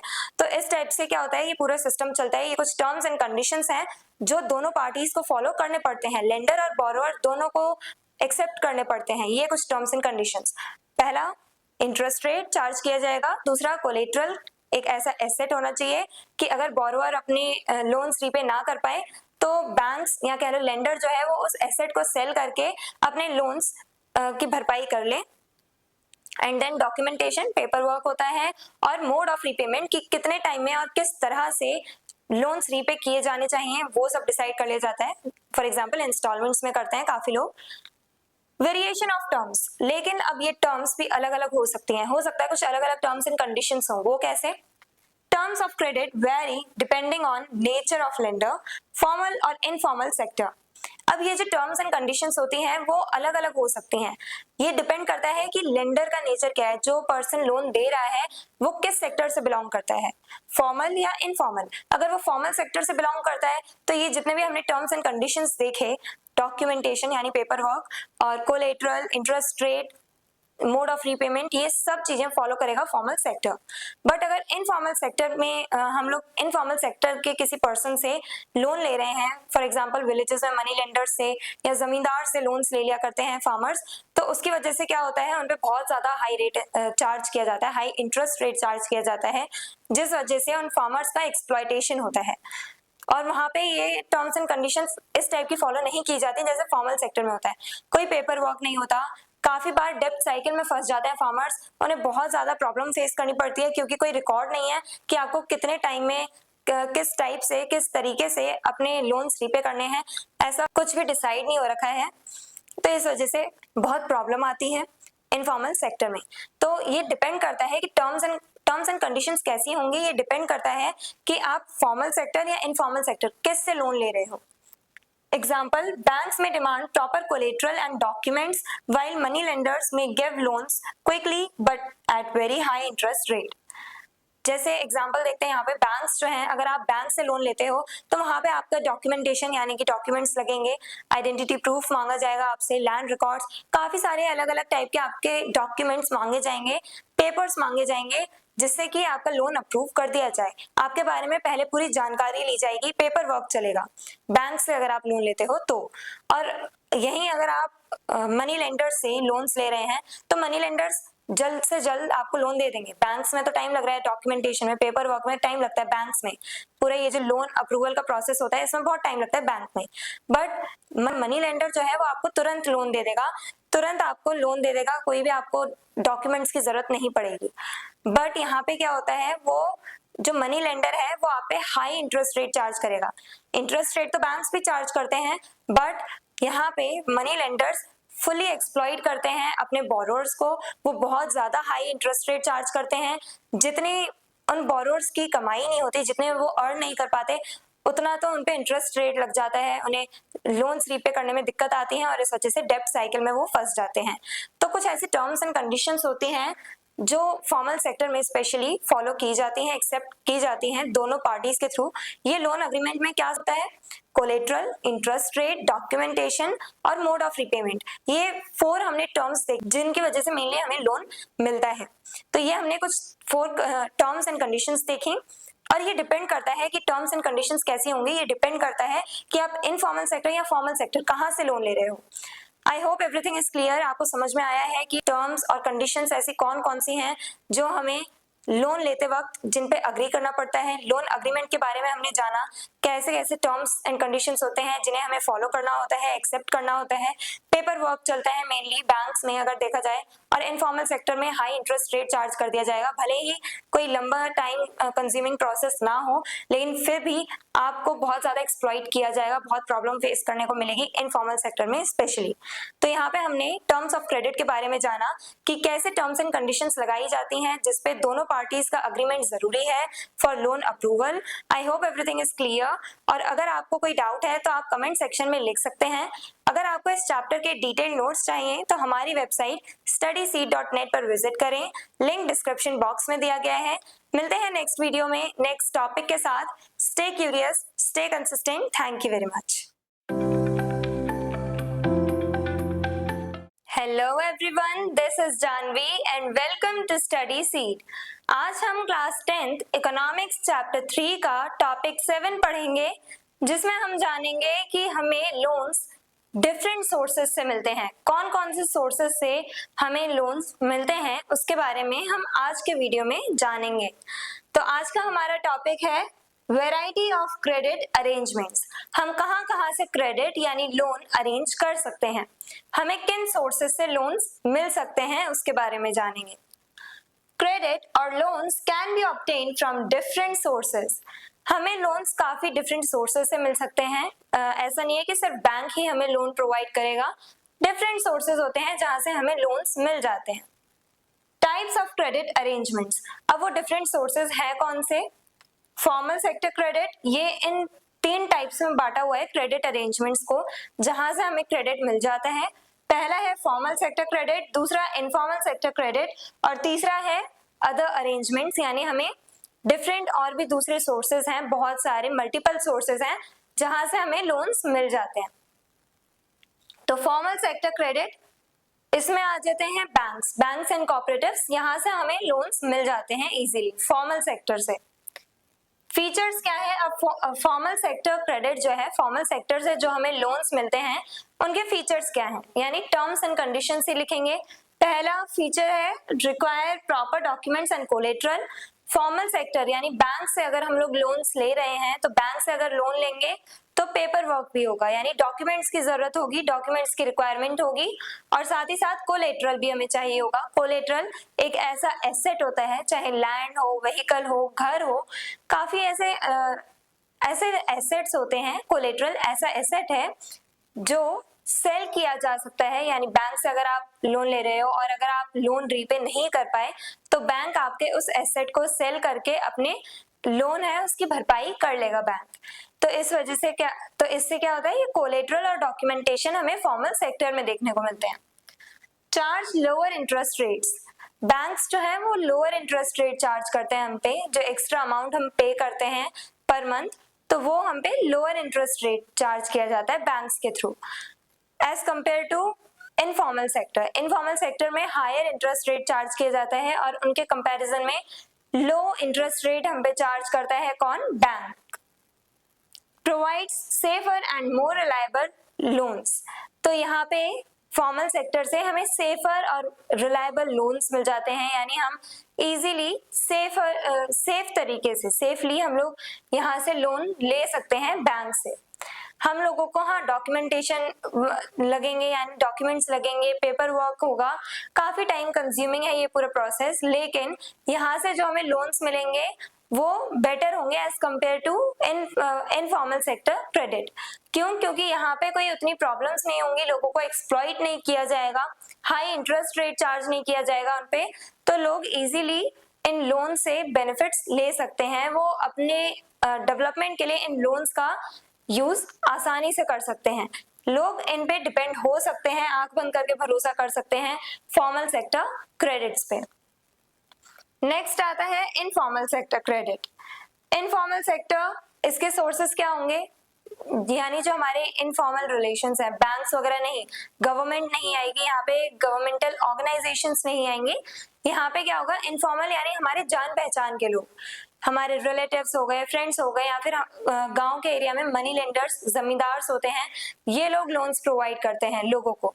तो money lenders, relatives, friends, zamindars और भी बहुत सारे सोर्सेज हैं यहाँ पे इनफॉर्मल सेक्टर में, जहां से हमें लोन्स मिल जाते हैं। अब इनफॉर्मल सेक्टर से जो लोन्स मिलते हैं उसके क्या फीचर्स हैं, easy availability, less paper work, यहाँ पे हमें ज्यादा पेपर वर्क करने की जरूरत नहीं होती है, डिफरेंट हमें पेपर्स एंड डॉक्यूमेंट्स देने की जरूरत नहीं होती है, यहाँ पे हमें इजीली लोन्स मिल जाते हैं, लोन अप्रूवल की जरूरत नहीं होती है, हम मांगते हैं किसी पर्सन से अगर पैसे तो वो हमें लोन दे देता है, क्रेडिट दे देता है हमारे जान पहचान के इंसान से। इनफॉर्मल क्रेडिट के अंडर आएगा ये इनफॉर्मल सेक्टर क्रेडिट, इसमें हम लोगों को इजीली लोन्स मिल जाते हैं और उतना पेपर वर्क भी नहीं करना पड़ता। तो ये जो प्रोसेस है वो लेस टाइम कंज्यूमिंग है as compare to formal sector credit. Often no collateral required, और यहाँ पे कोलेटरल की भी जरूरत नहीं होती है, आपको कोई एसेट देने की जरूरत नहीं है यहाँ पे इनफॉर्मल सेक्टर क्रेडिट में। Usually very high interest rates, अब यहाँ पे लेकिन क्या होता है, एक्सप्लॉइट किया जाता है लोगों को, यहाँ पे बहुत ज्यादा हाई इंटरेस्ट रेट चार्ज किया जाता है लोगों पे। इंटरेस्ट रेट यानी एक्स्ट्रा मनी जो हम लोग पे करते हैं दूसरे इंसान के पैसों को यूज करने के लिए, तो इंटरेस्ट रेट चार्ज किया जाता है, बहुत हाई इंटरेस्ट रेट चार्ज किया जाता है बोरोवर्स पे, कहाँ पे, इनफॉर्मल सेक्टर में। कैन लीड टू डेब्ट ट्रैप, और इसी वजह से डेब्ट ट्रैप में लोग फंसते चले जाते हैं, ये पूरी साइकिल बन जाती है, लोग कर्ज में दबते चले जाते हैं। हम लोग ज्यादातर फार्मर्स का ही एग्जांपल लेते हैं। फार्मर्स के साथ क्या होता है, फार्मर्स इनफॉर्मल सेक्टर से ही लोन लेते हैं, जमींदार्स, मनी लेंडर्स, इनसे फार्मर्स लोन्स ले लेते हैं, किसान इन लोगों से लोन्स लेते हैं, और अगर उनकी फसल बर्बाद हो जाती है, क्रॉप फेल हो जाती है, तो फार्मर्स के पास इनकम नहीं आ पाती, जिस वजह से वो लोन्स रीपे नहीं कर पाते, और जब वो लोन्स रीपे नहीं कर पाएंगे तो वो डेब्ट में फंस जाएंगे, कर्ज में फंस जाएंगे, और उन्हें दोबारा से कल्टीवेशन करने के लिए, दोबारा नेक्स्ट ईयर के लिए उन्हें फिर से लोन्स लेने पड़ेंगे, क्योंकि उन्हें और भी सीड्स खरीदने हैं, टूल्स खरीदने हैं, पेस्टिसाइड्स, फर्टिलाइजर्स, ये सब खरीदने हैं, तो इस वजह से फार्मर्स को दोबारा लोन लेने पड़ जाते हैं और इस वजह से उनके ऊपर एक बर्डन या कह लो एक स्ट्रेस आ जाता है कि आपको लोन भी रीपे करना है। अब लोन का भी एक बर्डन उनके साथ चलने लगता है, उन लोगों को बहुत ज्यादा प्रॉब्लम फेस करनी पड़ती है, काफी ज्यादा कर्ज में दब जाते हैं लोग, इनफॉर्मल सेक्टर से जो लोग लोन्स लेते हैं वो। अदर अरेंजमेंट्स, अब फॉर्मल सेक्टर क्रेडिट हमने देखा, जो हमें बैंक्स एंड कोऑपरेटिव से हमें लोन्स मिल जाते हैं। इनफॉर्मल सेक्टर यानी जो हमारे रिलेटिव्स, मनी लेंडर्स, इन सब से हमें लोन्स मिल जाते हैं। कुछ दूसरे अरेंजमेंट्स भी हैं, यानी कि कुछ और भी ऐसे सोर्सेज हैं जहां से हमें लोन्स मिल जाते हैं। कौन से हैं? पहला, ट्रेडर्स, एडवांस मनी और inputs to farmers, repayment after harvest. Traders क्या करते हैं? एडवांस में पैसे दे देते हैं या इनपुट्स यानी कि सीड्स, फर्टिलाइजर्स, पेस्टिसाइड्स जो भी किसानों को चाहिए वो दे देते हैं ट्रेडर्स। और उनके पैसे कब पे किए जाते हैं? फार्मर्स इन ट्रेडर्स को पैसे कब लौटाते हैं, कब रीपे करते हैं? जब इनकी हार्वेस्ट हो जाती है, यानी कि जब ये इनकी क्रॉप्स को सेल कर देते हैं मार्केट में, उसके बाद ये जो पैसे अर्न करते हैं उन पैसों में से ट्रेडर की पेमेंट कर देते हैं। तो इस टाइप से ट्रेडर्स भी एडवांस में मनी देते हैं फार्मर्स को, स्पेशली विलेजेस में हम लोग देखते हैं। Then employers provide wage advances to workers. Employers जो हैं, जो बॉस होते हैं, जो एम्प्लॉय रखते हैं अपने अंडर, तो वो क्या करते हैं? अपने वर्कर्स को एडवांस में पेमेंट करते हैं, एडवांस वेजेस, एडवांस सैलरीज देते हैं। Self help groups, SHGs, members pool savings and loans to each other at low interest। Self help groups भी होते हैं, कुछ ऐसे ग्रुप्स जहाँ पे सारे मेंबर्स क्या करते हैं? अपनी सेविंग्स इकट्ठी करते हैं, कलेक्ट करते हैं और साथ में अपने जो पैसे हैं वो सेव करते हैं। और उस ग्रुप में से अगर किसी भी पर्सन को पैसों की जरूरत है, मनी की नीड है, तो सारे मेंबर्स क्या करते हैं? लो इंटरेस्ट रेट चार्ज करके उस मेंबर को लोन दे देते हैं, हेल्प करते हैं एक दूसरे की। सेल्फ हेल्प ग्रुप्स में, यानी यहाँ पे पता चल रहा है कि सेल्फ हेल्प ग्रुप्स, हम खुद की हेल्प कर रहे हैं। यहाँ पे ऐसे ग्रुप्स हैं जहाँ पे सारे मेंबर्स, इस ग्रुप के सारे मेंबर्स अपने पैसे कलेक्ट करते हैं, सेव करते हैं और जिसको जरूरत होती है उसको लोन दे दिया जाता है लो इंटरेस्ट रेट पे। तो इस टाइप से सेल्फ हेल्प ग्रुप्स काम करते हैं।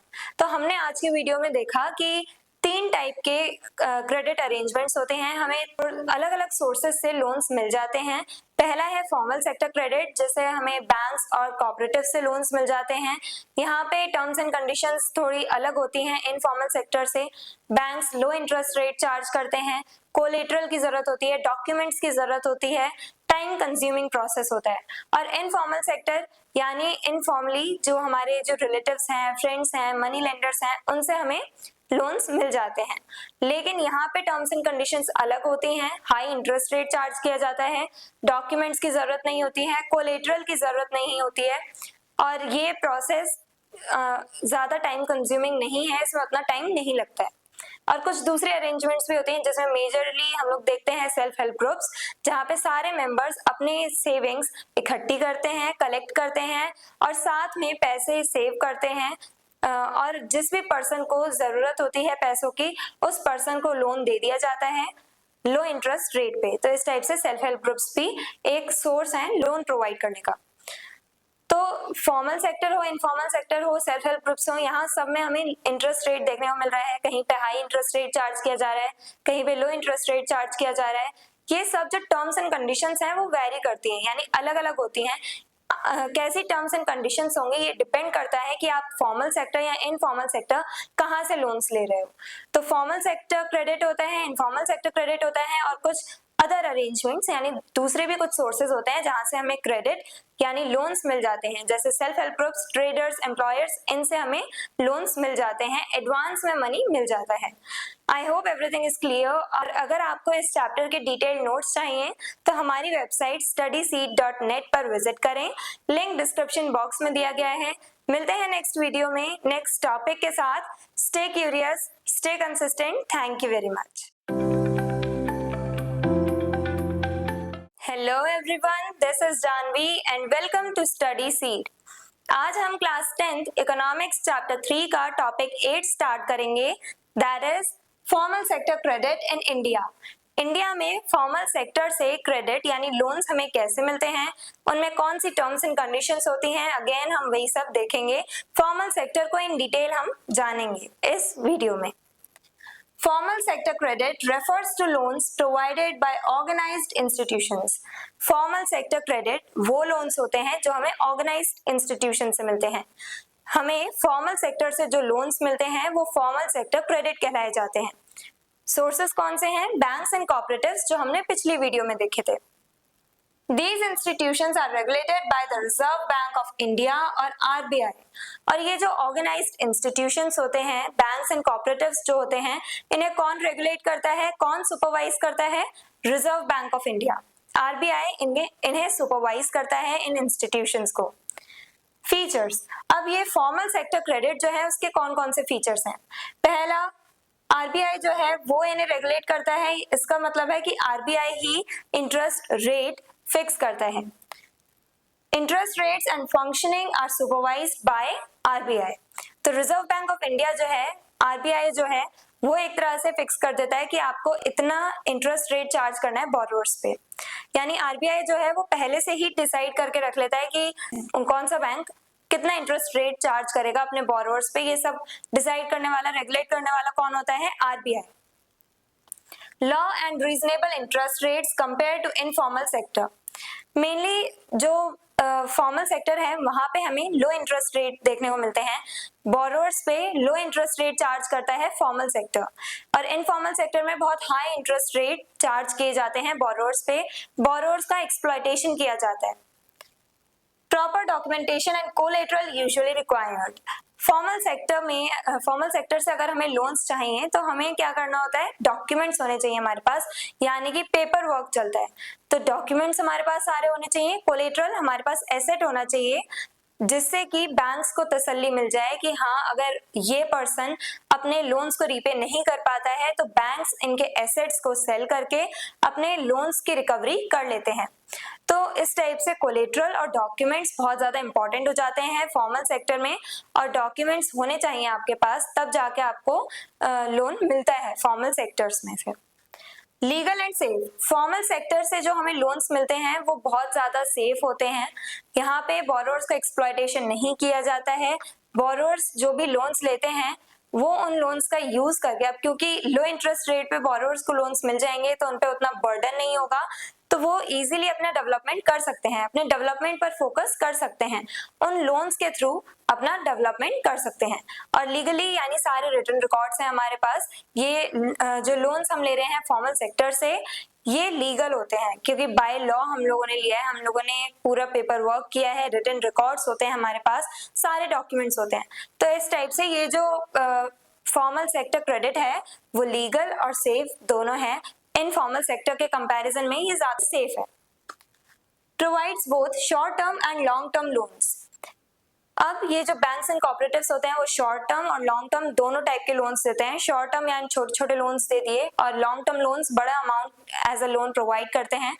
ये जो बैंक्स एंड कोऑपरेटिव्स होते हैं यानी जो फॉर्मल सेक्टर है वहां से हमें शॉर्ट टर्म और लॉन्ग टर्म दोनों तरह के लोन्स मिल जाते हैं। इंपॉर्टेंस, अब इनफॉर्मल सेक्टर क्रेडिट की इंपॉर्टेंस क्या है, ये क्यों इतने इंपॉर्टेंट है? Helps in development of agriculture and industries. यहाँ से जो हमें लोन्स मिलते हैं उनके थ्रू हम इजीली अपना डेवलपमेंट कर सकते हैं। फार्मर्स जो भी लोन्स लेते हैं फॉर्मल सेक्टर से यानी बैंक से जो भी लोन्स लेते हैं फार्मर्स, वो फार्मर्स इजीली अपना एग्रीकल्चरल प्रोडक्शन कर सकते हैं अच्छा खासा। फार्मर्स को उतनी टेंशन नहीं होती है क्योंकि लो इंटरेस्ट रेट चार्ज किया जा रहा है, उनपे हाई इंटरेस्ट रेट चार्ज नहीं किया जा रहा है, तो इस वजह से फार्मर्स को उतनी प्रॉब्लम भी नहीं होती है। वो अपने फार्मिंग में इन्वेस्ट करते हैं उन लोन्स को, और जो दूसरे लोग होते हैं जो लोन्स लेते हैं वो कुछ अपने बिजनेसेस सेटअप करते हैं, इंडस्ट्री सेटअप करते हैं। तो इस टाइप से इन लोन्स की ही वजह से, फॉर्मल सेक्टर से जो लोन्स मिल रहे हैं उन लोन्स की वजह से क्या होता है, एग्रीकल्चर और इंडस्ट्रीज इनका डेवलपमेंट हो रहा है in India. Reduces dependence on informal lenders, और जब लो इंटरेस्ट पे लोगों को लोन्स मिलेंगे फॉर्मल सेक्टर से तो लोग क्यों हाई इंटरेस्ट रेट पे लोन्स लेंगे इनफॉर्मल सेक्टर से?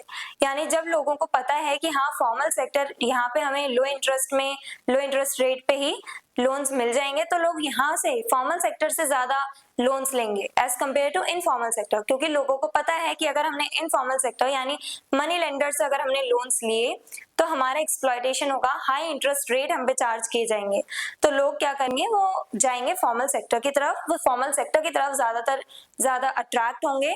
तो इस वजह से क्या हो रहा है कि जब लो इंटरेस्ट रेट पे लोगों को लोन्स मिलेंगे तो इससे लोगों की डिपेंडेंस कम होती जा रही है ऑन इनफॉर्मल सेक्टर। लोग इनफॉर्मल सेक्टर से अब लोन्स लेना कम करते जा रहे हैं और फॉर्मल सेक्टर की तरफ अट्रैक्ट होते जा रहे हैं।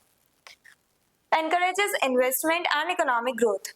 अब ये जो लोन्स हमें मिलते हैं उनके थ्रू लोग खुद में इन्वेस्ट करते हैं, खुद पे इन्वेस्ट करते हैं, अपनी इंडस्ट्री सेटअप करते हैं, अपनी स्किल्स को डेवलप करते हैं, तो लोग अपना डेवलपमेंट कर रहे हैं, अपनी एक तरह से इकोनॉमिक ग्रोथ पर फोकस कर रहे हैं। और जब सभी लोग इकोनॉमिकली ग्रो करेंगे तो कंट्री यानी पूरा इंडिया अपने आप ही ग्रो करेगा। तो इस वजह से क्या हो रहा है, ये जो लोन्स हैं वो इकोनॉमिक ग्रोथ के लिए भी बहुत ज्यादा इंपॉर्टेंट हैं। बैंक्स इनडायरेक्टली इंडिया की इकोनॉमी को बूस्ट कर रहे हैं, तो इसलिए ये फॉर्मल सेक्टर के जो लोन्स हैं वो बहुत ज्यादा इंपॉर्टेंट हैं, लेकिन इनकी एक लिमिटेशन भी है। Not easily available to poor households, lack of collateral documents. ये जो फॉर्मल सेक्टर से लोन्स मिलते हैं वो ज्यादातर उनका फायदा गरीब लोग जो हैं वो नहीं उठा पाते। जो पुअर हाउसहोल्ड के होते हैं, जो गरीब लोग होते हैं, वो इन फॉर्मल सेक्टर क्रेडिट से एडवांटेजेस नहीं ले पाते, उन्हें इनके बेनिफिट्स नहीं मिल पाते। क्यों? क्योंकि उनके पास प्रॉपर डॉक्यूमेंट्स नहीं होते हैं, उनके सारे डॉक्यूमेंट्स कंप्लीट नहीं होते हैं और उनके पास कोलेटरल नहीं होता है कि इन फ्यूचर बाय चांस अगर वो अपने लोन्स रीपे नहीं कर पाते हैं तो बैंक्स कहीं ना कहीं से तो कोई एसेट सेल करके अपने लोन्स की रिकवरी करेगा। लेकिन जब कोलेटरल ही नहीं है, लोगों के पास कोई एसेट ही नहीं है बैंक को देने के लिए, पेपर्स देने के लिए उनके पास नहीं है, डॉक्यूमेंट्स नहीं है, तो इस वजह से ये अपने लोन्स भी नहीं ले पाते, लोन्स अप्रूव नहीं हो पाते इन लोगों के, गरीब लोगों के। तो ये एक लिमिटेशन भी है फॉर्मल सेक्टर क्रेडिट की। फॉर्मल सेक्टर क्रेडिट यानी वो लोन्स जो हमें formal sector banks and cooperatives या कह लो ऑर्गेनाइज्ड इंस्टीट्यूशन से मिलते हैं, जिन्हें कौन रेगुलेट करता है? RBI, reserve Bank of India. यहाँ पे क्या टर्म्स एंड कंडीशंस होती हैं कि आपके पास प्रॉपर डॉक्यूमेंट्स होने चाहिए, कोलेटरल होना चाहिए और यहाँ पे एक तरह से प्रॉपर डॉक्यूमेंटेशन चलता है, प्रॉपर पेपर वर्क चलता है। और ये जो फॉर्मल सेक्टर है वहां से हमें सेफ लोन्स मिल जाते हैं, सेफर लोन्स मिल जाते हैं, लो इंटरेस्ट रेट चार्ज किया जाता है, यहाँ पे हमारा एक्सप्लॉयटेशन नहीं किया जाता, शॉर्ट टर्म लॉन्ग टर्म दोनों लोन्स मिल जाते हैं फॉर्मल सेक्टर से। ये इतना इंपॉर्टेंट क्यों है फॉर्मल सेक्टर क्रेडिट? बिकॉज ये जो फॉर्मल सेक्टर क्रेडिट है, ये जो लोन्स हैं वो हमारे डेवलपमेंट के लिए बहुत ज्यादा यूजफुल हैं। लोग खुद पे इन्वेस्ट कर पा रहे हैं, खुद का डेवलपमेंट कर पा रहे हैं और इसी वजह से ओवरऑल पूरी कंट्री का डेवलपमेंट होता जा रहा है। एग्रीकल्चर, इंडस्ट्रीज, इन सब में हमें एक बूस्ट देखने को मिल रहा है इन फॉर्मल सेक्टर लोन्स की वजह से। लेकिन लिमिटेशन क्या है कि गरीब लोग जो हैं इसका फायदा नहीं उठा पा रहे हैं क्योंकि उनके पास प्रॉपर डॉक्यूमेंट्स नहीं है, उनके पास कोलेटरल नहीं है। इस वजह से जो पुअर हाउसहोल्ड्स हैं उन तक इसके एडवांटेजेस नहीं पहुंच रहे हैं, उन लोगों तक, गरीबों तक इसके बेनिफिट्स नहीं पहुंच रहे हैं फॉर्मल सेक्टर क्रेडिट के। I hope everything is clear. और अगर आपको इस चैप्टर के डिटेल नोट्स चाहिए तो हमारी वेबसाइट studyseed.net पर विजिट करें, लिंक डिस्क्रिप्शन बॉक्स में गिवन है। मिलते हैं नेक्स्ट वीडियो में नेक्स्ट टॉपिक के साथ। Stay curious, stay consistent. Thank you very much. Hello everyone, this is Janvi and welcome to Study Seed. आज हम क्लास 10th इकोनॉमिक्स चैप्टर 3 का टॉपिक 9 पढ़ेंगे, that is formal and informal credit, who gets what. Formal और informal credit, उसके बारे में जानेंगे। Formal credit जो हमें बैंक्स एंड कोऑपरेटिव से मिलता है, ऑर्गेनाइज्ड इंस्टीट्यूशन से। इनफॉर्मल क्रेडिट जो हमें अपने जान पहचान के लोगों से मिल जाते हैं, जैसे मनी लेंडर्स, रिलेटिव्स, फ्रेंड्स, इन सब से। तो अब इंडिया में अगर देखा जाए तो किन लोगों को फॉर्मल सेक्टर से और किन लोगों को इनफॉर्मल सेक्टर से क्रेडिट मिल रहा है, लोन मिल रहा है, उसके बारे में जानेंगे। और कौन सी प्रॉब्लम्स राइज होती हैं उसके बारे में भी एक ओवरव्यू देखेंगे। Distribution of credit. अब क्रेडिट कैसे डिस्ट्रीब्यूट हो रखा है, यानी लोन्स किस टाइप से बटे हुए हैं लोगों में। In India credit is distributed unequally. India में जो लोन्स हैं वो अनइक्वली डिस्ट्रीब्यूटेड हैं, अनइक्वली डिस्ट्रीब्यूट किए गए हैं loans in India. Rich households, loans from formal sector. जो अमीर लोग होते हैं, जो रिच हाउस होल्ड यानी अमीर लोग जो हैं, उन लोगों को मोस्टली फॉर्मल सेक्टर से लोन मिलते हैं, और जो गरीब लोग होते हैं, जो पुअर हाउस होल्ड के लोग पीपल होते हैं, उन लोगों को लोन्स इनफॉर्मल सेक्टर से मिलता है mostly. Reasons for unequal access, अब इन इनइक्वालिटीज का कारण क्या है, कौन सा रीजन है जिसकी वजह से गरीब लोगों को इनफॉर्मल सेक्टर से लोन मिलते हैं और रिच पीपल को फॉर्मल सेक्टर से लोन मिलते हैं? इसके पीछे का रीजन क्या है? Formal sector requires collateral, documents and regular income proof. Formal sector में क्या होता है, डॉक्यूमेंट्स चाहिए होते हैं, पेपर वर्क चलता है वहां पे, तो उसमें डॉक्यूमेंट्स की नीड होती है, डॉक्यूमेंट्स की रिक्वायरमेंट होती है, और साथ ही साथ कोलेटरल यानी आपके पास एसेट भी होने चाहिए बैंक्स को देने के लिए, जिससे कि बैंक जब अगर आप अपने लोन्स रीपे ना कर पाओ, फेल हो जाओ लोन्स रीपे करने में, तो बैंक्स क्या करेंगे, वो आपके कोलेटरल, आपके एसेट को सेल करके अपने लोन्स की रिकवरी कर लेंगे। तो इसलिए कोलेटरल और डॉक्यूमेंट्स का होना जरूरी है फॉर्मल सेक्टर में, और साथ ही साथ रेगुलर इनकम प्रूफ भी मांगा जाता है, जिससे कि बैंक्स अंदाजा लगा सकें कि आपकी एवरेज इनकम कितनी है, आपकी कितनी इनकम आप जनरेट कर लेते हो, आप कितना कमाते हो, आप कितना अर्न करते हो। ये बैंक्स को जब पता होगा तो बैंक्स ये अंदाजा लगा लेंगे कि ये पर्सन लोन्स रीपे कर पाएगा कि नहीं कर पाएगा, उसकी अर्निंग इतनी है तो क्या वो पर्सन जितना लोन ले रहा है उतने को रीपे कर पाएगा नहीं कर पाएगा। तो ये सब इसलिए बैंक इसके लिए रेगुलर सैलरी प्रूफ मांगते हैं, रेगुलर इनकम प्रूफ मांगते हैं। Rich farmers, traders and big businessman can provide these, so they get easy access. अब ये जो रिच बिजनेसमैन होते हैं, ट्रेडर्स होते हैं, जो बड़े बड़े जमींदार हैं, ये लोग तो आसानी से, उनके पास ये सारे डॉक्यूमेंट्स होते हैं, कोलेटरल, उनके पास काफी जमीन होती है, काफी बड़े बड़े घर होते हैं, व्हीकल्स, यानी उनके पास काफी सारे एसेट्स होते हैं, डॉक्यूमेंट्स होते हैं, उनकी इनकम अच्छी खासी होती है, इस वजह से उन्हें इजीली जब वो ये सारे डॉक्यूमेंट्स और कोलेटरल बैंक्स को देते हैं तो बैंक इजीली उन्हें लोन दे देता है। अब क्योंकि वो सारे डॉक्यूमेंट्स हैं, वो सारे टर्म्स एंड कंडीशंस अमीर लोग पूरी कर पा रहे हैं, जो रिच पीपल हैं उन लोगों के पास सारे डॉक्यूमेंट्स हैं, कोलेटरल्स हैं यानी एसेट्स हैं, तो इस वजह से वो बैंक्स की सारी रिक्वायरमेंट्स फुलफिल कर पा रहे हैं, पूरा पेपर वर्क अच्छे से हो पा रहा है उनका, इस वजह से उनको लोन्स मिल जाते हैं बैंक से, फॉर्मल सेक्टर से इन अमीर लोगों को लोन्स मिल जाते हैं।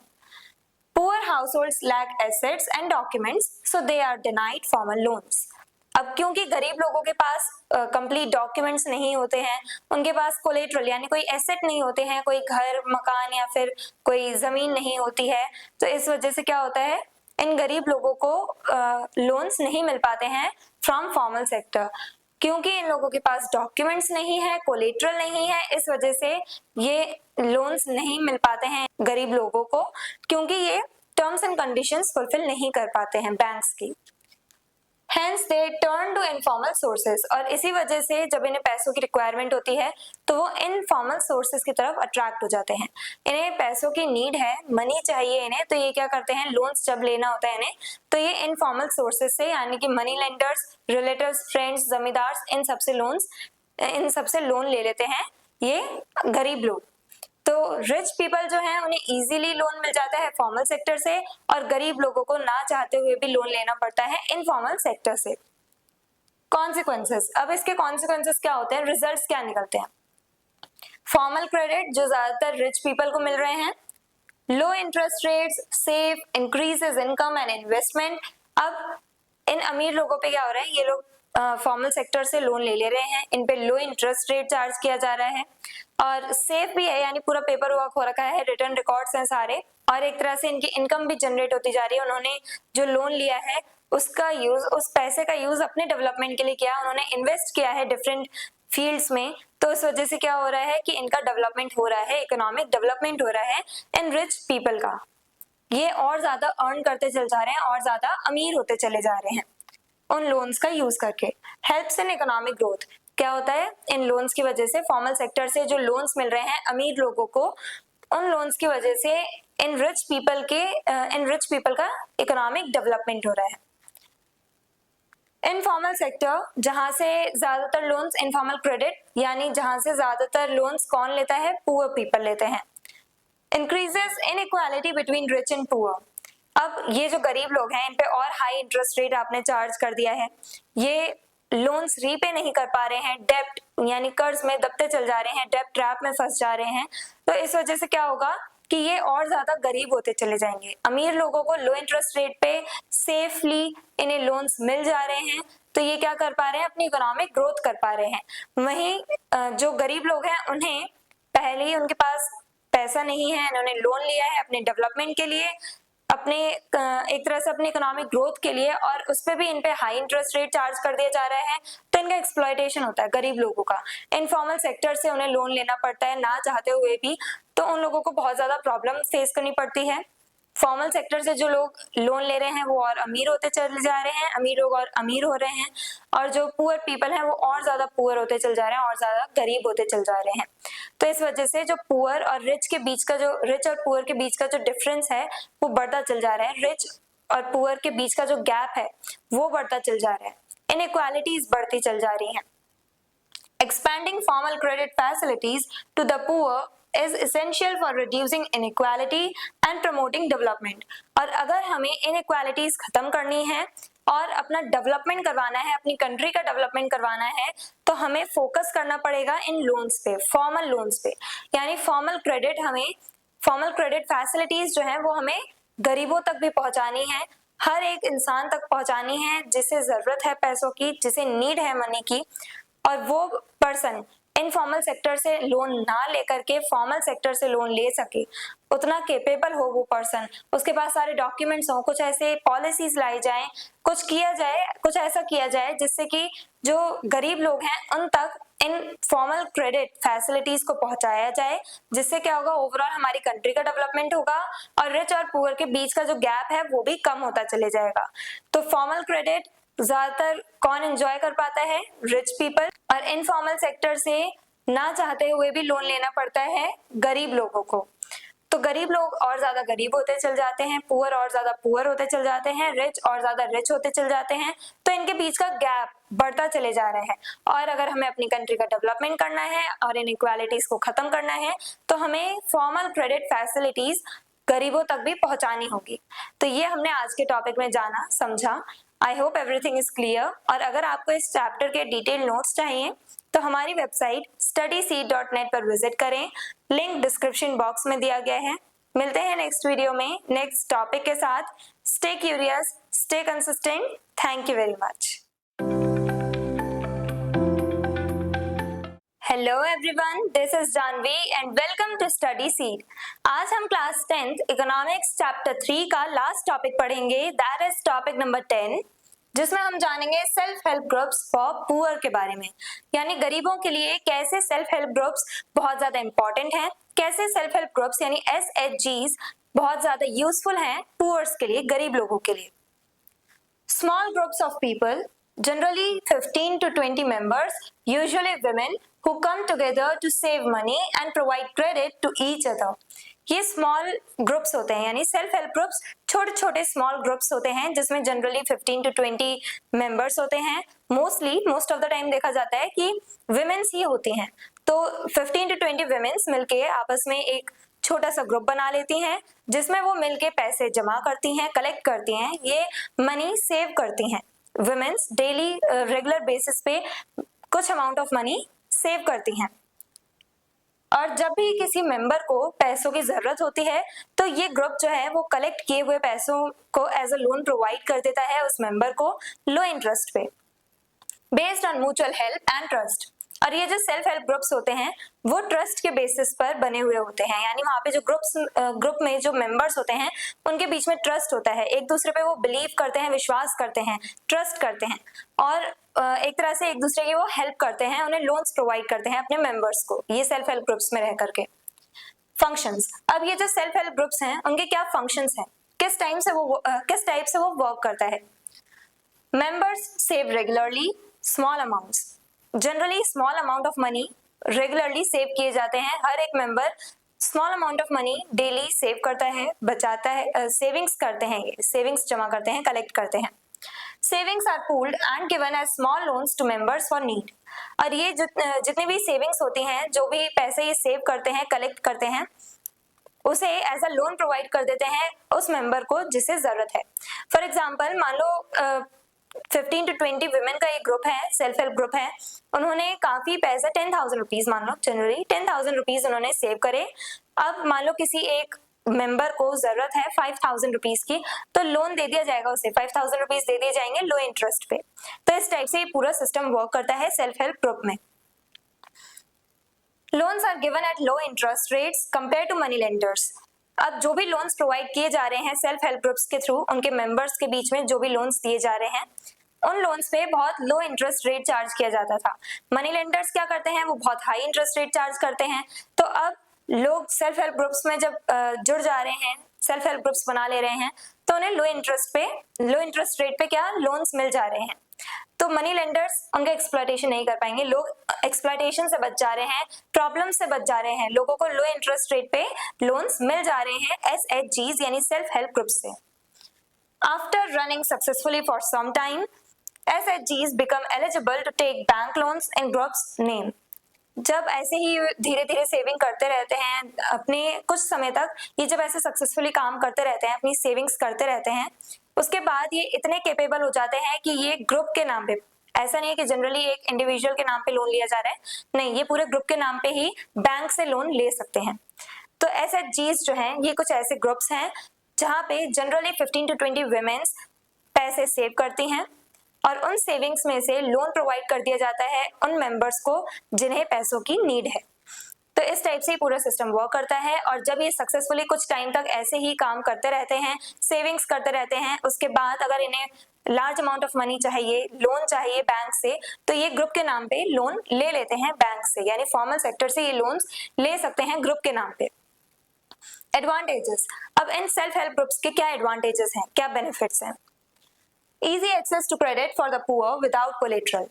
अब यहाँ पे ये गरीब लोगों का पूरा ग्रुप होता है, जो गरीब वुमेन है, पुअर वुमेन है, वो लोग इस ग्रुप को बनाती हैं, ये ग्रुप्स बनाती हैं। तो ये जो पुअर वुमेन है या कह लो जो ये गरीब लोग हैं, उनको इजीली लोन्स मिल जाते हैं सेल्फ हेल्प ग्रुप्स में रह करके, यानी सेल्फ हेल्प ग्रुप में जो भी पर्सन है, जो गरीब लोग हैं, उन सबको लोन्स मिल जाते हैं इजीली, बिना किसी कोलेट्रल, बिना किसी एसेट के। लो interest protect from exploitation bye money lenders. अब क्योंकि इन पे लो इंटरेस्ट रेट चार्ज किया जाता है, इस वजह से ये मनी लेंडर्स के एक्सप्लॉयटेशन से बच जाते हैं। अगर ये इन्हें लोन लेना पड़ता मनी लेंडर से, तो मनी लेंडर बहुत हाई इंटरेस्ट रेट चार्ज करता, जिस वजह से इन गरीब लोगों को सफर करना पड़ता। उनके पास पैसों की वैसी ही कमी चल रही है, ऊपर से इन्हें और ज्यादा हाई इंटरेस्ट रेट इन पे चार्ज कर दिया गया है। अब इन्हें पैसा देना है मनी लेंडर्स को, इंटरेस्ट रेट भी पे करना है, इंटरेस्ट भी पे करने हैं, साथ ही साथ पूरा लोन जो है उसका एक बर्डन इनके सिर आ जाता है। तो इस वजह से काफी प्रॉब्लम होती है गरीब लोगों को। तो अब ये मनी लेंडर्स के एक्सप्लॉयटेशन से बच गए हैं, सेल्फ हेल्प ग्रुप्स में रह करके अब इन्हें लो इंटरेस्ट रेट पे लोन्स मिल जा रहे हैं पुअर पीपल को।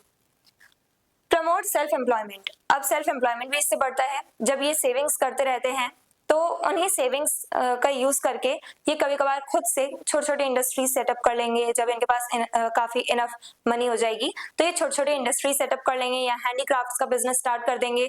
हाथों से घर पे बैठे ही कुछ भी सामान बनाना और उन्हें जाके सेल करना, ये सब स्टार्ट कर देंगे। वो सेल्फ एम्प्लॉयड हो जाएंगे। अब वो किसी और के अंडर में जाके काम नहीं करेंगे, वो खुद से अपने छोटे छोटे बिजनेसेस सेटअप करेंगे। तो ये सब पैसा छोटे छोटे बिजनेसेस जो कर रहे हैं, ये उसके लिए पैसा कहाँ से आएगा?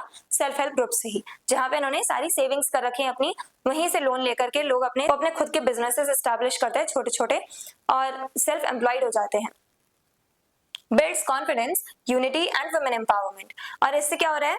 उस ग्रुप के सभी मेंबर्स के बीच में कॉन्फिडेंस यानी ट्रस्ट डेवलप हो रहा है। वो एक दूसरे पे ट्रस्ट कर पा रहे हैं, उनमें एकजुटता आ रही है, यानी वो यूनाइटेड हो जा रहे हैं, वो यूनाइटेड हैं, वो एक साथ मिलके काम कर रहे हैं। उनके जो रिलेशंस हैं वो बेटर हो रहे हैं, एक दूसरे पे ट्रस्ट करते हैं, वो यूनाइटेड हैं, वो एकजुट हैं, वो एक दूसरे की हेल्प करते हैं। और खास करके क्योंकि यहाँ पे विमेन ही देखने को मिलती हैं, तो ये विमेन एम्पावरमेंट का भी बेस्ट एग्जाम्पल है सेल्फ हेल्प ग्रुप्स। इंपॉर्टेंस, अब सेल्फ हेल्प ग्रुप्स की क्या इंपॉर्टेंस है, क्यों ये इंपॉर्टेंट है? SHGs link the poor with formal banking system। SHGs, ये जो सेल्फ हेल्प ग्रुप्स हैं, ये गरीब लोगों को बैंकिंग सिस्टम से, जो फॉर्मल सेक्टर में जो बैंकिंग सिस्टम है उससे कनेक्ट करता है, उससे जोड़ता है। कैसे? हमने यहाँ पे देखा था कि जब ये कुछ समय के लिए ऐसे ही सक्सेसफुली सेव करते रहते हैं पैसा, उसके बाद अगर इन्हें ज्यादा अमाउंट ऑफ मनी चाहिए, लार्ज अमाउंट ऑफ मनी चाहिए, तो ये बैंक से ग्रुप के नाम पे भी लोन ले सकते हैं। तो इस टाइप से गरीबों को बैंकिंग सिस्टम से कनेक्ट करता है कौन? Self help group. Play a vital role in reducing poverty and dependence on informal credit। अब ये जो SHGs होते हैं, सेल्फ हेल्प ग्रुप्स जो होते हैं, उनकी वजह से क्या होता है? पॉवर्टी यानी गरीबी को हम कम कर सकते हैं। जब लोग सेव करेंगे मनी, उसके बाद अगर किसी को पैसों की जरूरत है तो इजीली उन्हें लोन्स मिल जाएंगे। वो सेविंग्स करके एक तरह से अपनी इकोनॉमिक कंडीशंस भी सुधार सकते हैं। सेविंग्स करेंगे तभी फ्यूचर में उनके काम आएगा पैसा। तो इस वजह से क्या होता है कि सेल्फ हेल्प ग्रुप्स की वजह से पॉवर्टी यानी गरीबी कम हो रही है। और इनफॉर्मल क्रेडिट पे, यानी जो लोग पहले मनी लेंडर से, जमींदार से, इनसे लोन लिया करते थे और जमींदार क्या करते थे? इन बोरोअर्स को एक्सप्लॉइट किया करते थे। तो अब ये लोग एक्सप्लॉइटेशन से बच जा रहे हैं, इन्हें इनफॉर्मल सेक्टर से लोन नहीं लेना पड़ रहा है। तो ये क्या कर रहे हैं? एक तरह से इनफॉर्मल क्रेडिट को छोड़ करके ये अपनी खुद की सेविंग्स का यूज कर रहे हैं अपने डेवलपमेंट के लिए। तो सेल्फ हेल्प ग्रुप्स पुअर्स के लिए बहुत ज्यादा हेल्पफुल हैं, क्योंकि ये एक तरह से easily loans self help groups के थ्रू मिल जाते हैं गरीब लोगों को, बिना किसी कोलेटरल के, बिना किसी डॉक्यूमेंट के। सेल्फ हेल्प ग्रुप्स वो छोटे छोटे ग्रुप्स होते हैं जिसमें जनरली 15 to 20 women होती हैं। वो रेगुलरली मनी सेव करती हैं, small amount of money save करती हैं, और जिस भी मेंबर को जरूरत होती है पैसों की, उस मेंबर को लोन दे दिया जाता है उसी सेविंग्स में से, और लो इंटरेस्ट रेट पे वो लोन प्रोवाइड किए जाते हैं, जिसकी वजह से जो मेंबर्स हैं वो एक्सप्लॉइटेशन से बच जाते हैं, उन्हें उतना एक्सप्लॉइट नहीं किया जाता। सेल्फ हेल्प ग्रुप में रह करके सारे मेंबर्स एक दूसरे की हेल्प करते हैं। ये जो ग्रुप्स हैं वो ट्रस्ट पे बेस्ड होते हैं, इनके बीच में यूनिटी होती है, यानी सारे मेंबर्स यूनाइटेड होते हैं। ये वुमेन एम्पावरमेंट का भी बेस्ट एग्जांपल है। और सेल्फ हेल्प ग्रुप्स पुअर्स को फॉर्मल बैंकिंग सिस्टम के साथ भी जोड़ते हैं। और इसी टॉपिक के साथ ये पूरा चैप्टर होता है खत्म। आई होप आपको ये चैप्टर क्लियर है। अगर आपको इस चैप्टर के डिटेल नोट्स चाहिए तो हमारी वेबसाइट studyseed.net पर विजिट करें, लिंक डिस्क्रिप्शन बॉक्स में दिया गया है। मिलते हैं नेक्स्ट वीडियो में नेक्स्ट चैप्टर के साथ। Stay curious, stay consistent. Thank you very much.